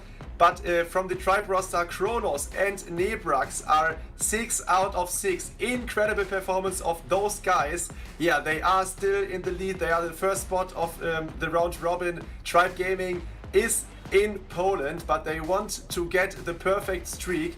And yeah, both of them, Chronos and Nebrax, yeah, they will give it all to perfect their season. Confident. Yeah, can they do it? Can they keep that streak going, as Nebrax has been coming in with a lot of E-Dragon attacks? I'm curious if he's gonna keep bringing E-Dragons, or is he gonna switch it up, Woody? Good question. Well, you know, I already mentioned that Chronos and Nebrax have had 6 triples so far, but we can also add Fluxy and Knowledge to the perfect category, since they are 4 for 4 and 3 for 3 respectively. Very consistent, strong offense from these Tribe Gaming guys, and they are clearly well positioned at the undefeated top of the European and MENA region, with a great chance to find that golden ticket through the Snapdragon Pro Series. Oh yeah, definitely. They're going to be trying to get that golden ticket through the offline portion when they're going to be playing in person, as they got the #1 seed. So they've been relaxing, as they've been doing so well through this. But once you make it out of the stage, anything can happen. So you have to just put even if you do good, right? Even if Tribe's been doing amazing, you have to put that in the rearview mirror, and you have to focus on that next stage. As we're looking at the star differential here in Kale, this is a big differential of exactly 1 star in Tribe's favor here. Yeah, this is almost perfect. So look at the percentage destruction. I guess 4 out of 5 fails were time fails. Tribe Gaming is almost near to perfect this season. It is incredible what they achieved this season, and they are really looking forward for this offline event in Poland. So I think it's the first time for them at the offline stage, so at the live stage, without playing from home those tournaments. So this will be an incredible journey for them. Out of 30 attacks from 6 wars, Tribe Gaming's lowest strike was a 2-star, 86%. That really shows how heavy these guys can hit with their attacks. At a 99.37 average destruction, they very rarely miss. Huge scoreline advantage over MS Esports, a team that they faced off against time and again. But it seems in this round, Tribe has the edge. What sort of odds do you give for MS Esports to get the win here, Caller? I think they will give it all. So they don't want to get from the stage with a defeat, which getting defeated by Tribe Gaming. So and they want to earn some more prize money. So I think they are going for it. But yeah, let's see if Kingsman, the first taker, can pull it off. And wow, this is a base which we know from the Legend League in-game. So the Fluxy of Tribe Gaming is using a base which they will know. Okay. Well, the big thing here is a ring base. And MS Esports have been known to struggle on them before, but then they've also done pretty well recently. So Kingsman, not bringing the hybrid attack, which is what he loves to do, decides to send in a Super Bowler hit as he's trying to take his time to clear this bottom compartment and then loop the Super Bowlers to come in from the right side. Yeah, that is true. And look at the core of the base. Every important defense is stacked there, and outside there are only cannons and archer towers. So what Kingsman is trying to do is creating a big funnel so that every single Super Bowler and hero is going for the core of the base. And in the end, his Royal Champion needs only to clear the outside archer towers and cannons. So let's check out. The wall breakers are OP here. 4 for this base, and yeah, he's jumping into the core. Yeah, he's got the jump straight into the middle. Giant bomb pops. Out comes the CC. Freezes that Town Hall and Scatter. He can utilize that Warded Eternal Tome and pops it just now as the Town Hall will be going down. But remember, you can skip through the Town Hall and he takes out an Expo on the other side. Yeah, and with this free spell, he's securing most of the troops which are in the cores, which are not dying from the Town Hall poison. So his queen is still healthy with ability, and his king still got his ability. So I think this base is already crushed by Kingsman and his Super Bowler Smash Kampfen. Yeah, with the Yetis that have come out of that siege barracks, they're actually going to be able to jump and move to take out that multi-target Inferno. With the King still has his ability, Queen and Royal Champion, saving the hero abilities for the end and crushing Fluxy's base here. And a brilliant way to start off this match. And Kingsman, this was a beautiful attack here, and this was his final attack here in the Snapdragon Pro Series, but a way to end it with a 3-star, Woody. With a confident look toward the camera, glancing away, it seems to say, there you have it. 3 stars again from Kingsman of MS Esports, showing up strong to start this one off against Tribe Gaming. And like you guys have said, giving them another chance to elevate their position to 5th with a victory over an undefeated squad. Since they've already got their golden ticket, they know that they're going to World Finals, and they want to have a trip that everyone will fear them for. If they can be the one team to beat the Tribe Gaming undefeated lineup, they will be very, very happy about this. Love those Super Bowler bounces in the center. It was a little bit weird there with the miss of that multi-target Inferno, but Siege Barracks came in at the end with those Yetis to finish it all off. Was there any last thoughts you had from that attack, Carbon Fin? Well, I can't really see anything wrong. The biggest thought from me and the last thoughts from the attack is just how well he took down and gutted a ring base, because they've been known to struggle on some bases in the past, but they seem to have turned that around now and are really taking these ring bases down. Now, sometimes we tend to see E-Dragons being used on ring bases, but Super Bowlers are also a very strong attack. And look at this. We've got Exorcist back here, and he wasn't in the previous match, which was Stefan, who was a base builder for Tribe, and that's actually the person who got the lowest percentage for Tribe in this whole thing. So, and Stefan's not normally in the main 5 attacking, but he is play a huge role on the defensive side, Colin. Yeah, and what we are seeing right now is, again, a Queen Charge for the Town Hall with a jump spell, and this kill squad with a lock launcher, the King, the Warden, and I think the World Champion will join them soon too. So I guess the lock launcher will come in from 3 o'clock to take out the core multi, and there we go. Exorcist with the Queen Charge Lalo, and I guess, the ward ability wasn't the nicest, because the King went outside of the radius. But let's see if he can stick to his plan and triple this base Kampfen. But this Lava Hound might be in range of where the Queen says, hey, let me go follow you, and not step in for that single target. No, she does. Okay, that's what I was worried about. Ooh. She's going for the Hound, and then she might go for the wall. The wait. Oh, wait, no, she forgets it. Okay, you know, luckily the Queen had a little short memory there. She didn't want to go and follow the Hound, and she's now going to step in for the Town Hall. but the Hound is there, is still there, so he will come back to the Queen. But I think it is okay. He still got 1 Rage left and the Queen ability for the Town Hall. Yeah. The Lalo is dealing with the Teslas and the scatter shot, and now he needs to clear the last compartment with the Town Hall and couple of defenses there. Queen ability got forced, but very lately, and the Queen is pulled in. The Town Hall poison. Is it enough to triple this base? Oh, I didn't see those Dragon Riders, Kamil. Check them out. They are cruising around. And he's already sure that he will triple. What is he showing? Oh, he's outside. Nice one. I think he's in Spain. Is it possible? I don't know exactly, but maybe he's on vacation. Maybe. Yeah. He's hyped. Beautiful. Beautiful triple from Exosys. The answer here, Woody.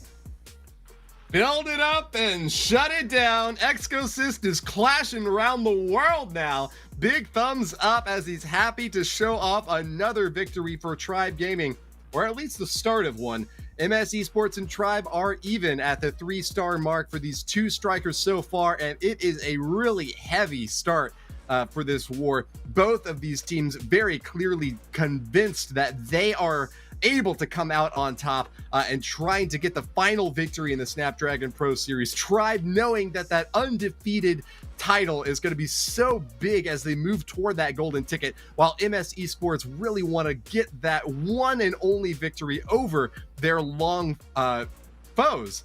I think that this was another really strong hit to start this war off, and I'm looking forward to the next ones, Kale.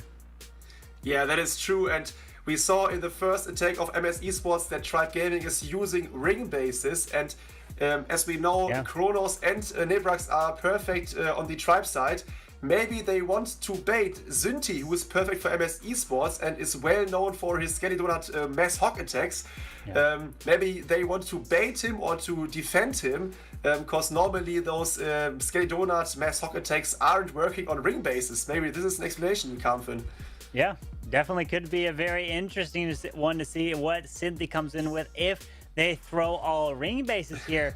But I'm sure Tribe is wondering, like, they would love to see a little bonus being provided if a team goes undefeated, right? Because you would think that if you go 7-0, that is such a difficult feat to do against all these pro teams. But there is nothing like that, as here we go with MS Esports. Tituan with the Flame Flinger, and it seems like Tribe is throwing bases here because they just want to hopefully get one attack from MS Esports that gets tripped up. Yeah, that is true, so let's check it out. Tituan is alive, so I think he is replacing Nachoa today. So hopefully not Zynti. Can see what Zynti will do against ring bases. But yeah, Tituan is live with a Queen Charge Nano. His Flame Flinger should funnel the Queen to the 9 o'clock side. And I think he broke the wall for his King to get the air defense, so his Queen will go for the core. Queen is already low. We see a Hound and a Super Loon, and the Queen is down! Kamil, what did we just saw? No.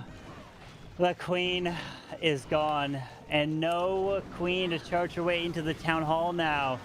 That is going to be devastating in an attack like this, as the Queen almost got no value. And she was supposed to get the Town Hall. I think that was his plan. He still got 4 rages left, and I think all the 4 rages were for his Queen Charge to get the Town Hall. So now we have to take a look whether Tituan is having any chance to secure this Town Hall in the core of the base, defended by so many high HP defense buildings. Yeah, now he's using the invisibility spell into the RC, but the problem is he needs to set a funnel to force these balloons to the Town Hall with a sweeper that's pointing over the Town Hall and probably a tornado trap in the mix. He's got a freeze. Is he going to try to get this RC to... No, there's no way the RC can take the Town Hall down, as he can't even hit the Town Hall yet until he hits 51%. Yeah, and he's going for the safe 2-star, so he's choosing the shortest way to the Town Hall above those builder huts or to the Town Hall with the Warden in store. The sweeper is doing such a great job. No freezes! Oh no! Wait. Tornado going. trap is also a possible thing there. Yeah. Wow. Oh, there's a tornado! Air skellies! The town hall, the balloons are gone! No! And this is what I expected. The tornado is on the right side for Ricx. And he is defeating MS Esports with a 1-star. Oh my god, what a pity. Oh man, a 1-star Ricx. This is why you throw up ring bases for something like this. You just gotta get one defense. And the one defense is a 1-star. And it looks like MS Esports unfortunately not able to overcome that ring base kind of curse. And it hits him here, Woody. Tituan finished up his attack and he shut off the camera. He was done with it. As soon as he saw that was a 1-star, he did not want anything left to do with that base. MS Esports in a terrifying position now as Tribe Gaming have held them at bay with a 1-star 81%.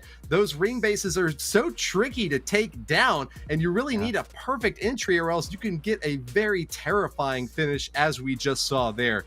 Hats off to Tribe Gaming for going for that ring style base, having scouted out their opponents, finding their weaknesses, and giving them just too much for them to be able to handle. Tituan has been repulsed, and this is going to be a big leading opportunity now for Tribe, Carbonfin.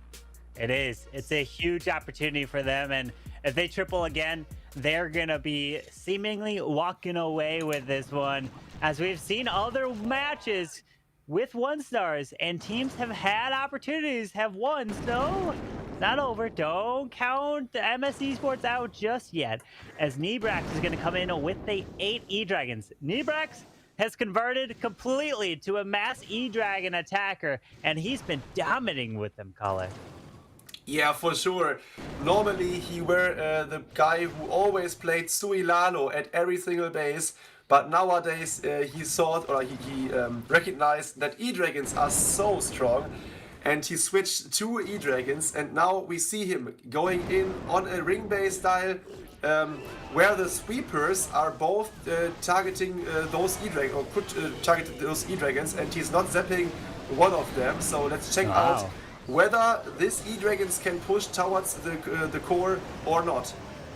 He popped that Warden ability to protect every single one of his well, except one E-Dragon, but all the balloons. Is he going to try to path his way to the Town Hall? Out comes the CC. He's going to poison the super minions. Archers are going to get chained, but he needs to freeze this Town Hall up. He's got 5 freezes. He's not utilizing this up yet, but the problem is these E-Dragons don't seem to have been going into the core just yet. They may go to the top. Uh-oh. Yeah, and this is crucial now for Nebrax. He tries to secure the Town Hall with his archer, with his Royal Champion. Oh, no. But the enemy king is still up there. There are skeleton spells in the way of the Royal Champion. He still got 2 freezes, so I think he was able to secure the 2-star. But I don't think that it will be enough to triple this base of Ariam. As he has the RC ability, that will skip through. Pop the RC ability right about now. It skips across, damages the Town Hall. Sweeper goes down, and he has 1 freeze left. He didn't have to utilize it onto the Town Hall. Oh, and he swags it. He swags it. He tries to save the World Champion, although the World Champion was low and went into the Town Hall poison.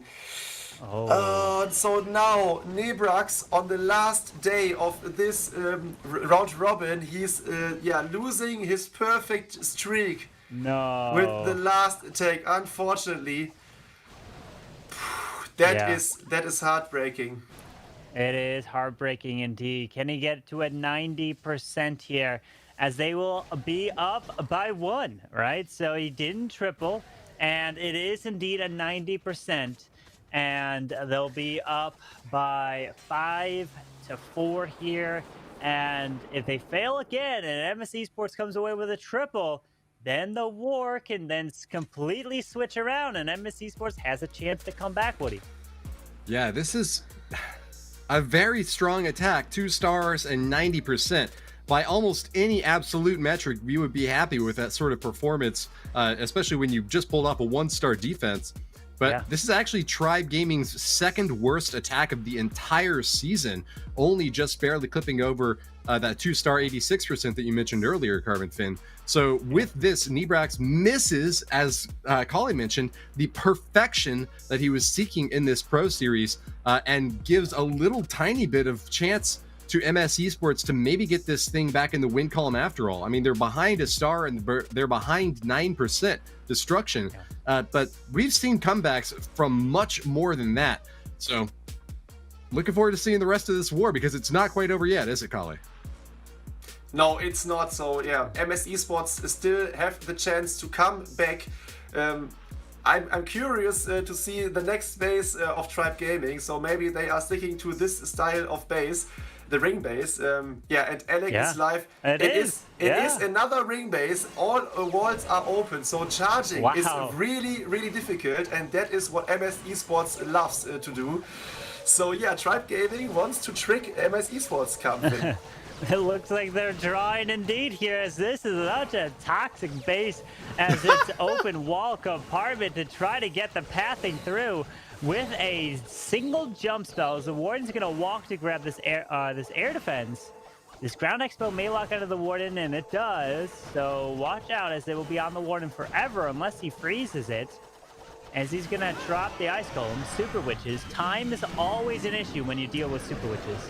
Oh, and he is using the direct way into the town hall through the single, 2 scatter shots and the clan castle. So this damage will be huge in the next 20 seconds of the attack for sure. And yeah, he's using the siege barrack on top. The P.E.K.K.A. and the wizards are dealing damage to the outside buildings, so his main push can focus on the core of the base. Let's check out if he can secure the town hall and can get his troops alive after the town hall. The Queen does take the jump straight into the middle. Town hall goes down as Valkyries come out of the siege barracks to the top side. They're going to be running around as skeleton spell is being used on the far outside to help with a little bit of distraction. Drop blade over there with one champion. And look at the Valkyrie able to actually smash through these skeletons that pop off through here. Yeah, that was a really, really nice touch there. I think at the corners there are the Teslas placed by Tribe to avoid funneling. So in the end, Alec and his Valkyries took out the Tesla and the skeletons, and this is looking completely crushed, and he's chilling. He is. He is chilling indeed. Brilliant with a swag freeze and Queen ability to throw in as well. And look at this. He has about 50 seconds left in the raid with Super Witches. What an attack here, Woody. Alec did not skip leg day. He has done the race and finished first place over Chronos anyways. Yeah, those Super Witches tend to be a bit slower on the offense, but I wonder if that ring base was just set up with so few compartments that it made it easier for them to path all the way through. You know, I noticed that they kind of, scoped out on the bottom side there, not really pathing inward toward the town hall, and ultimately got taken down by the Eagle Artillery. But those big boys were just so beefy out in front, giving plenty of opportunity for the Archer Queen and, like you mentioned, the Valkyries to just kind of shred through the middle of it and get a clean triple for MS Esports, Carbon. Yeah, it was a brilliant job. Super Witches straight onto the core, jumping into it, and then, of course, the Valkyries from that siege barracks helped really clear the skeletons that popped near that Tesla farm, and perfectly timed warden ability through that town hall, Giga Bomb, and Poison, and it just shows you the strength of what Super Witches can do on a base like this that can be very toxic to hit. But it's always nice to see an attack that absolutely crushes these bases, so that if you have it in your war or CWL, you have a plan of attack to take it down. Yeah, that is true. And yeah, speaking of ring bases, we saw the 1-star of MS Esports, and we saw that they lost the Queen really, really early. So yeah. It is some kind of overpowering the core, whether with your Queen charge or with a smash or a Super Witch attack.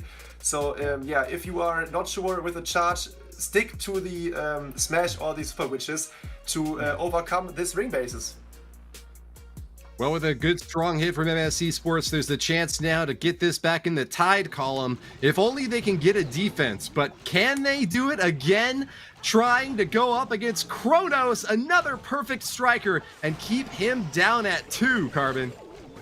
Well, Chronos, good luck here with this Queen charge, and the Blimp gonna try to grab this multi-target Inferno to one, set a path for the Queen to go to the top side, and also protect the healers for this Queen as she makes her way up there as the multi goes down. And look, he actually took out the enemy world champion without the need of a rage color.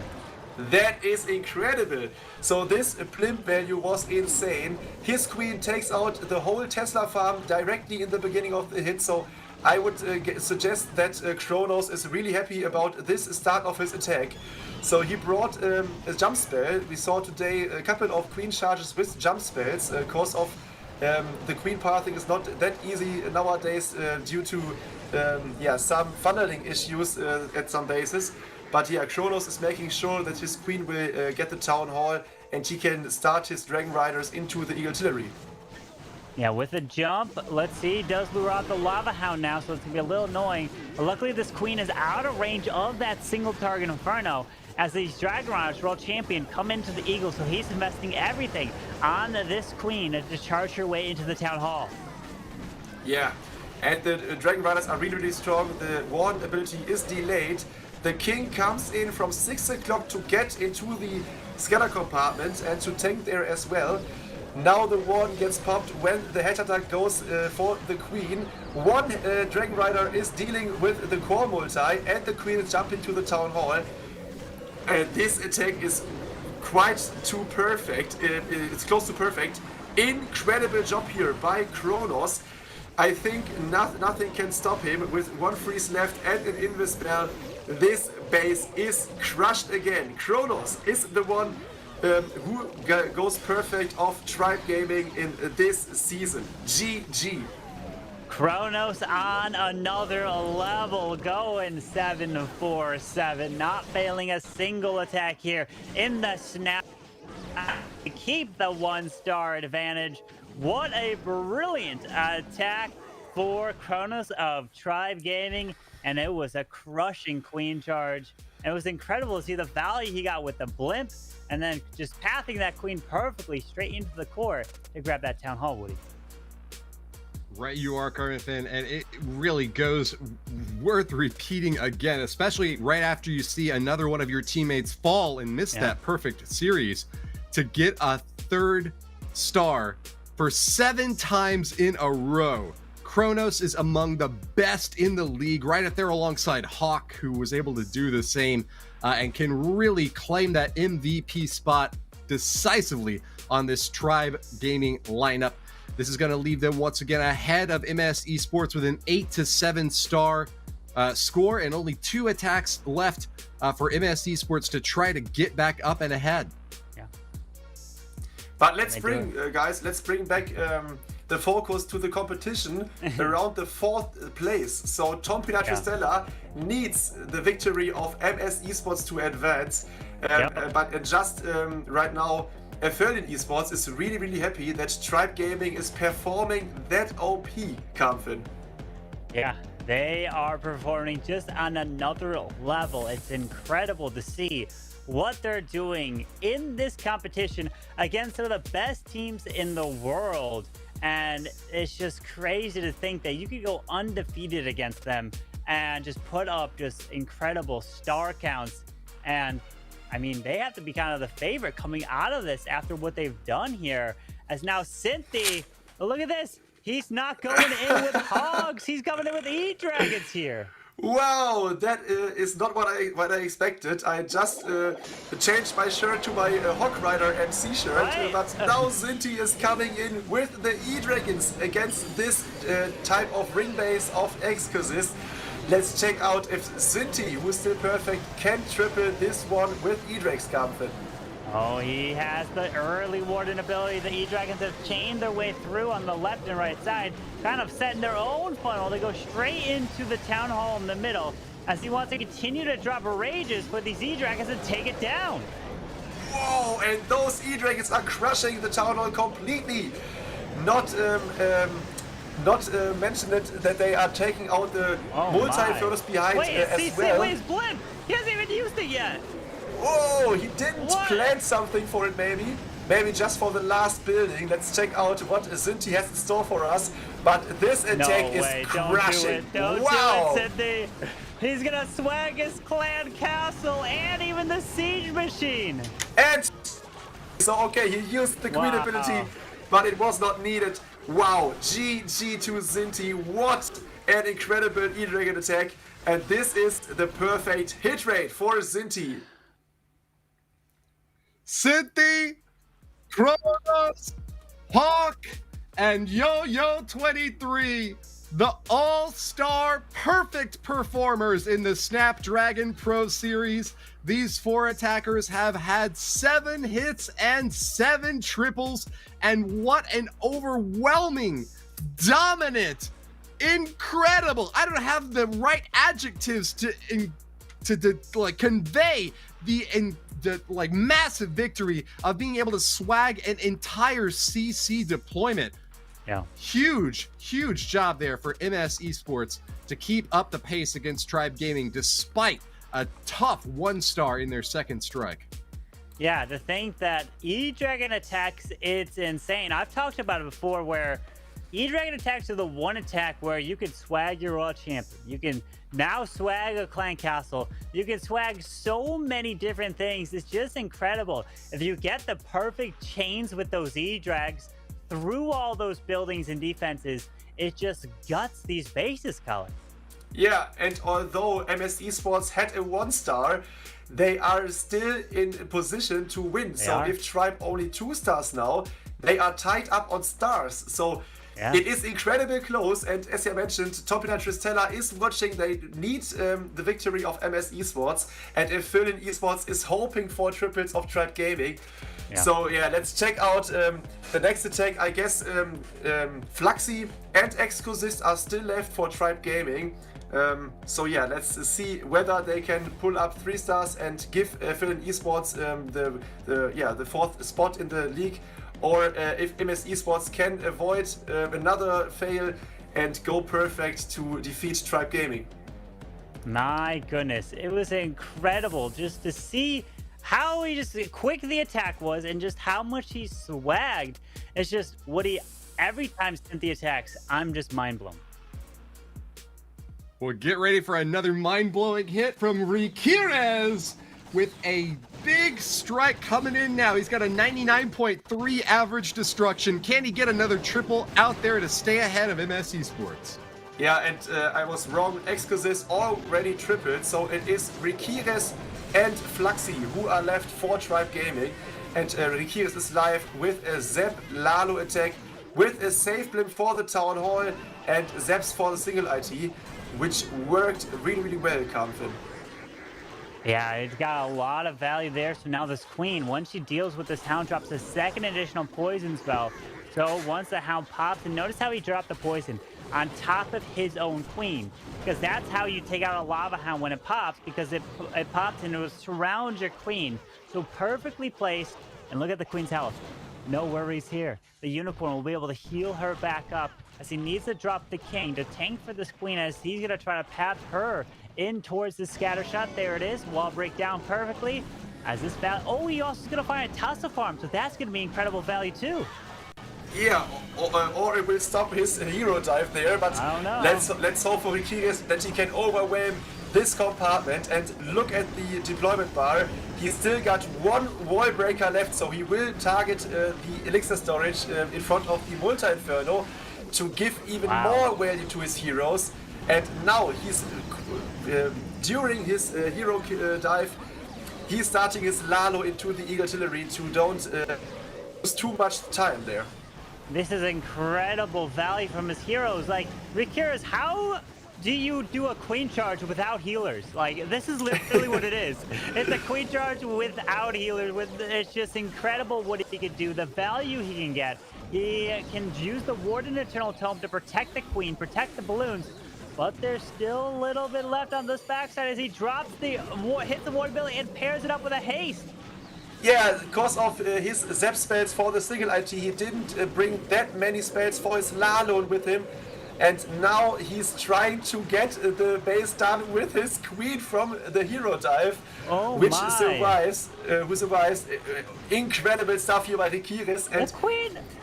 What? I don't know. I don't have any words for this attack, but Ricx is crushing it completely with his heroes. The thing that his queen stayed alive for this whole raid is insane. Ricx, how do you manage to keep that queen going as this now puts them to 11, so they'll still be up a star going into the final set of attacks. Woody, another incredible attack coming in from Tribe. This team just does not miss. Tribe Gaming have practiced, honed their skills, built the bases, and it seems like it's just a fait accompli for their victory to be confirmed time and again against every foe, regardless of their stature, regardless of their preparation, regardless of what bases you throw up against them. Tribe Gaming will smash them down and come out ahead time and again.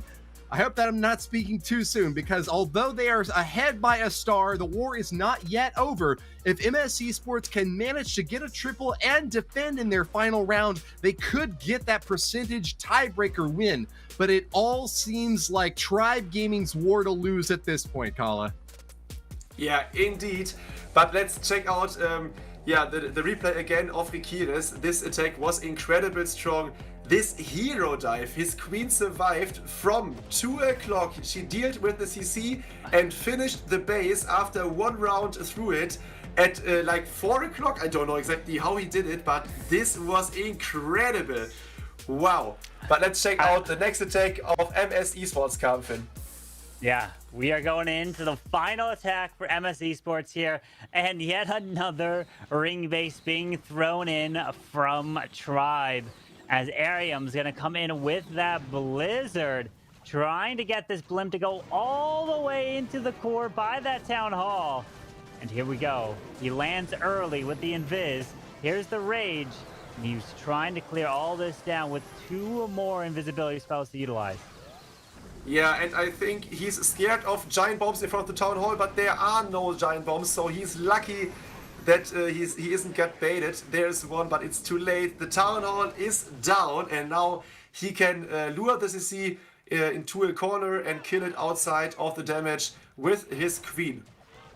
With the queen clearing this hound on the edge, taking her time, just a bit off screen there. There we go, as he can drop the poison spell right on top of his queen again, perfectly clearing these pups as his queen's going to make her way to the top.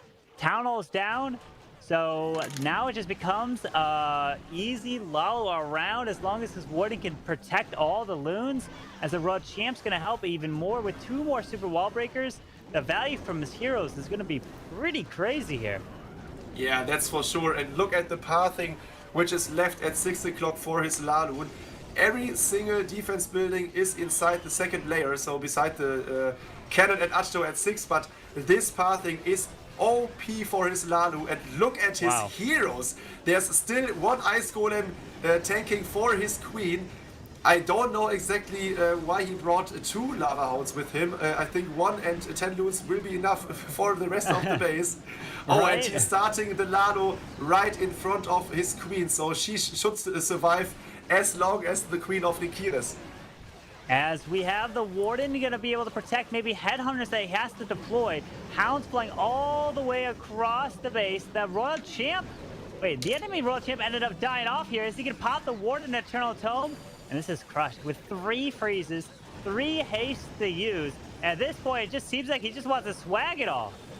Wow, what an attack by Ariam, and he's showing that they can defeat ring bases for sure. Yeah. Unfortunately, they got 1 star with the Queen Charge Nano and 1 smiley face. Oh yeah, that was a smiley. You're correct, Kamil. Oh man, draws a smiley face on the face with spells. Well, you can't do that too often, but when you do, Ariam does it beautifully here, Woody. Yeah, he sure does, Carbon Fin. Congratulations to him and the rest of this MS Esports lineup. They were 4 out of 5 perfect on those triples. Just with a 1-star slip up in that second position means that they are going to have a struggle against Tribe Gaming to get that victory overall. Tribe are leading by 9%, which means that in their final attack, if Tribe triple, they get the win, obviously. But even if they get a 2-star 92%, that would be enough to get the win over MS Esports. A 91% would be a tie, the first one that we would have seen all season long. And the opportunity for that deciding time used in attacks to be decisive. Let's hope it doesn't come down to that, but there is always the possibility this last attack will be decisive in determining the 4th position and the team that will move on for a golden ticket opportunity. If Tribe win this next attack with a 2-star 92% or better, it will be Aphelion Esports moving on in 4th position for that golden ticket. If they fail to get the 2-star 92% and lose to MS Esports, their first loss of the entire series, it would then be Tompinai Tristella moving on in 4th position. Let's see how Fluxy closes out this entire challenge season. So Fluxy holds all these players' fates in his hands of what happens right here. Good luck to him, as all the other teams, Aphelion and Tompinai Tristella, are watching so closely to see what happens and develops in this attack, Kale. Wow, that is such an intense final here, and look what Fluxy is doing.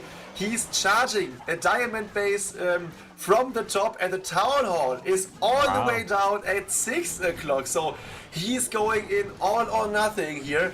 Yes. Nice blimp value there if he can take out the Eagle and the Multi-Inferno there. Wow, that attack is crushing. He pops the King ability. The CC runs off to the Queen. She's dealing with the Headhunters. Poison's forced, but he did kill the King with the Yetis. But look at the Queen. Wait, what? She's actually looping her way into this Eagle compartment. But the healers are getting hit by this air defense. He may just lose one here as he's going to wall break and allow this Queen to continue her way through.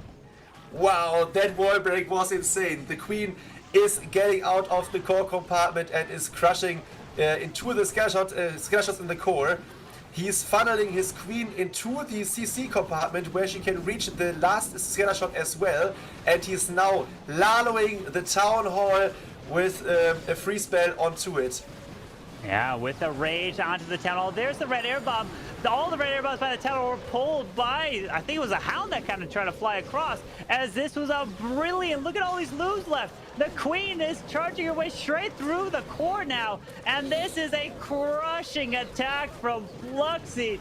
And you know that Aphelion are celebrating this one, which means they will be advancing to play in person in Poland. Congrats. And this means Tribe Gaming are going to remain undefeated 7-0 here in the Snapdragon Pro Series, Woody. The challenge season has concluded with a decisive Tribe Gaming!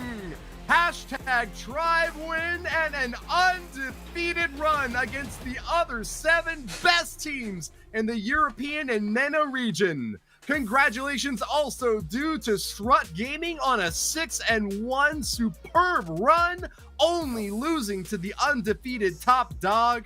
Badzinger in 3rd position also had the only other positive win rate in this lineup, as we saw 4 teams start today with a 2-4 record. But with their victory over Time to Throw, Aphelion Esports have done it, finding their 4th position and the opportunity to join the other top 3 at the Golden Ticket qualifying event in the offline Poland Katowice studio.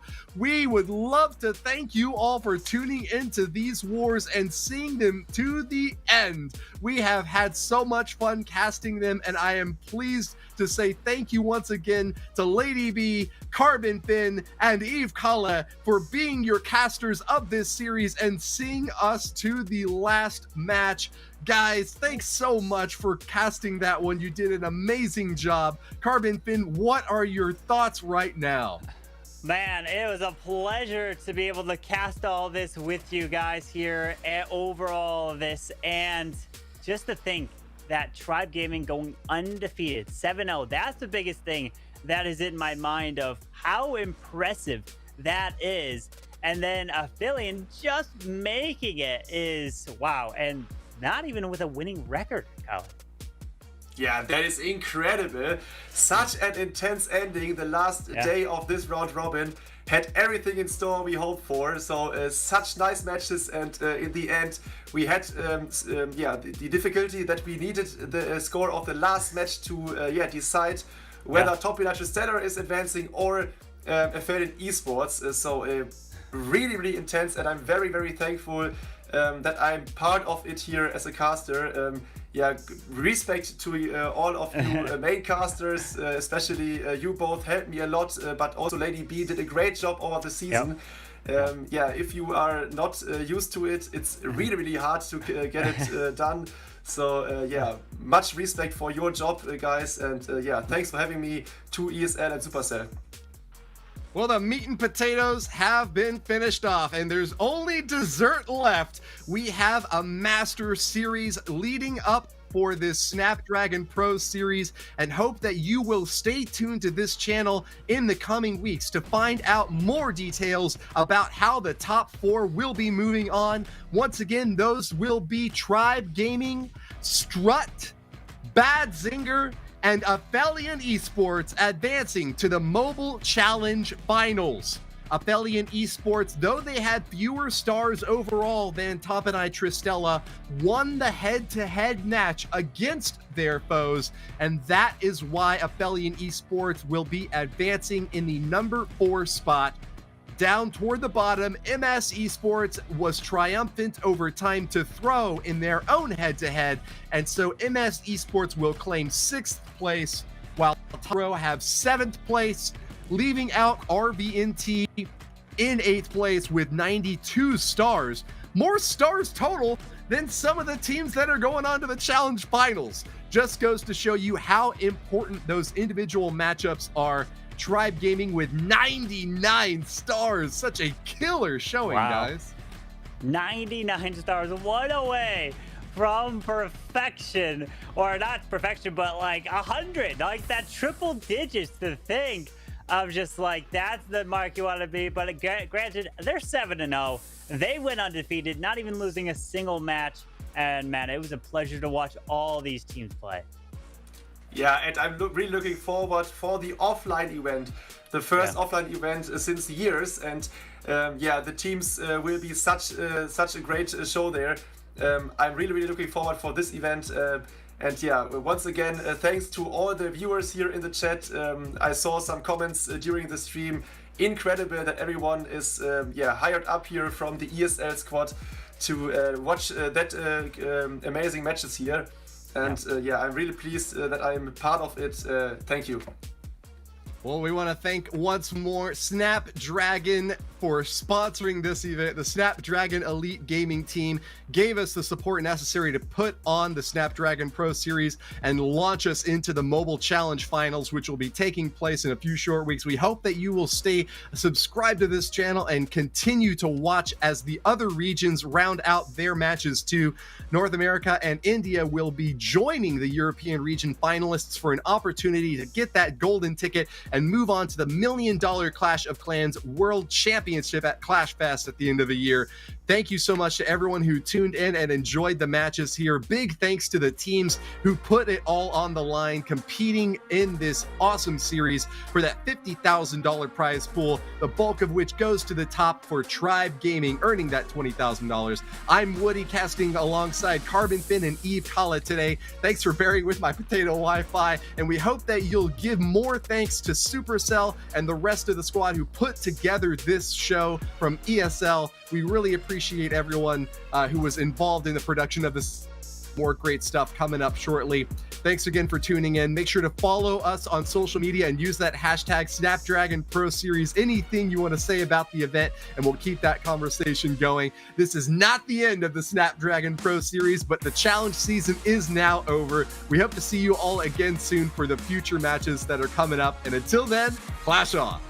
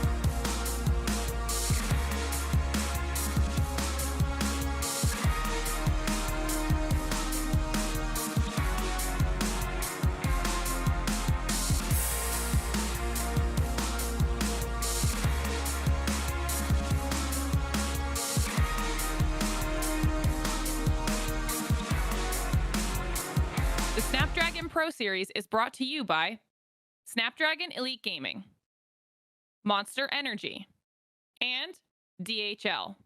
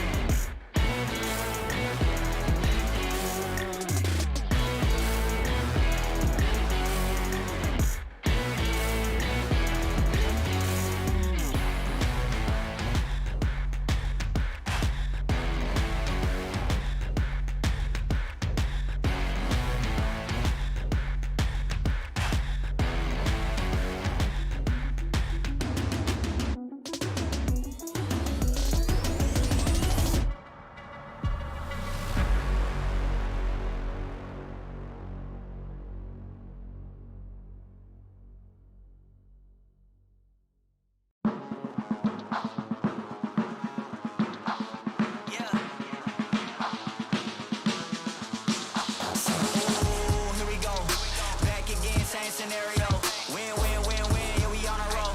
Yeah, 2, 4, 6, we like 10 and 0. I should probably tell them something that they didn't know. Back then we was down with nowhere to go. Shit, might have been down, but we didn't fall. Now we running it like some intervals. Ooh, what now? Tell me who you see when you look straight up. Like, wait, who? Us now. What you gonna do when we pull up on you? Like, ooh, touchdown. You already know what it is when I come through you. Ooh, shut down. Shut down. Say, oh, what now? Tell me who you see when you look straight up. Like, wait, who? Us now. What you gonna do when we pull up on you? Like, ooh, touchdown. You already know what it is when we come through you. Ooh, shut down. Say, ooh.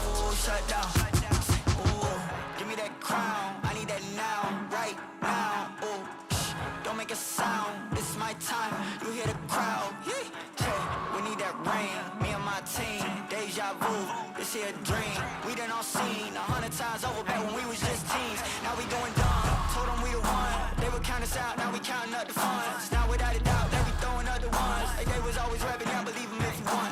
Now they show love, came with a dub. It is what it is, it isn't what it was. They all love to hate when it don't work out. Tell you that they always been down when it does. Look. Say, oh.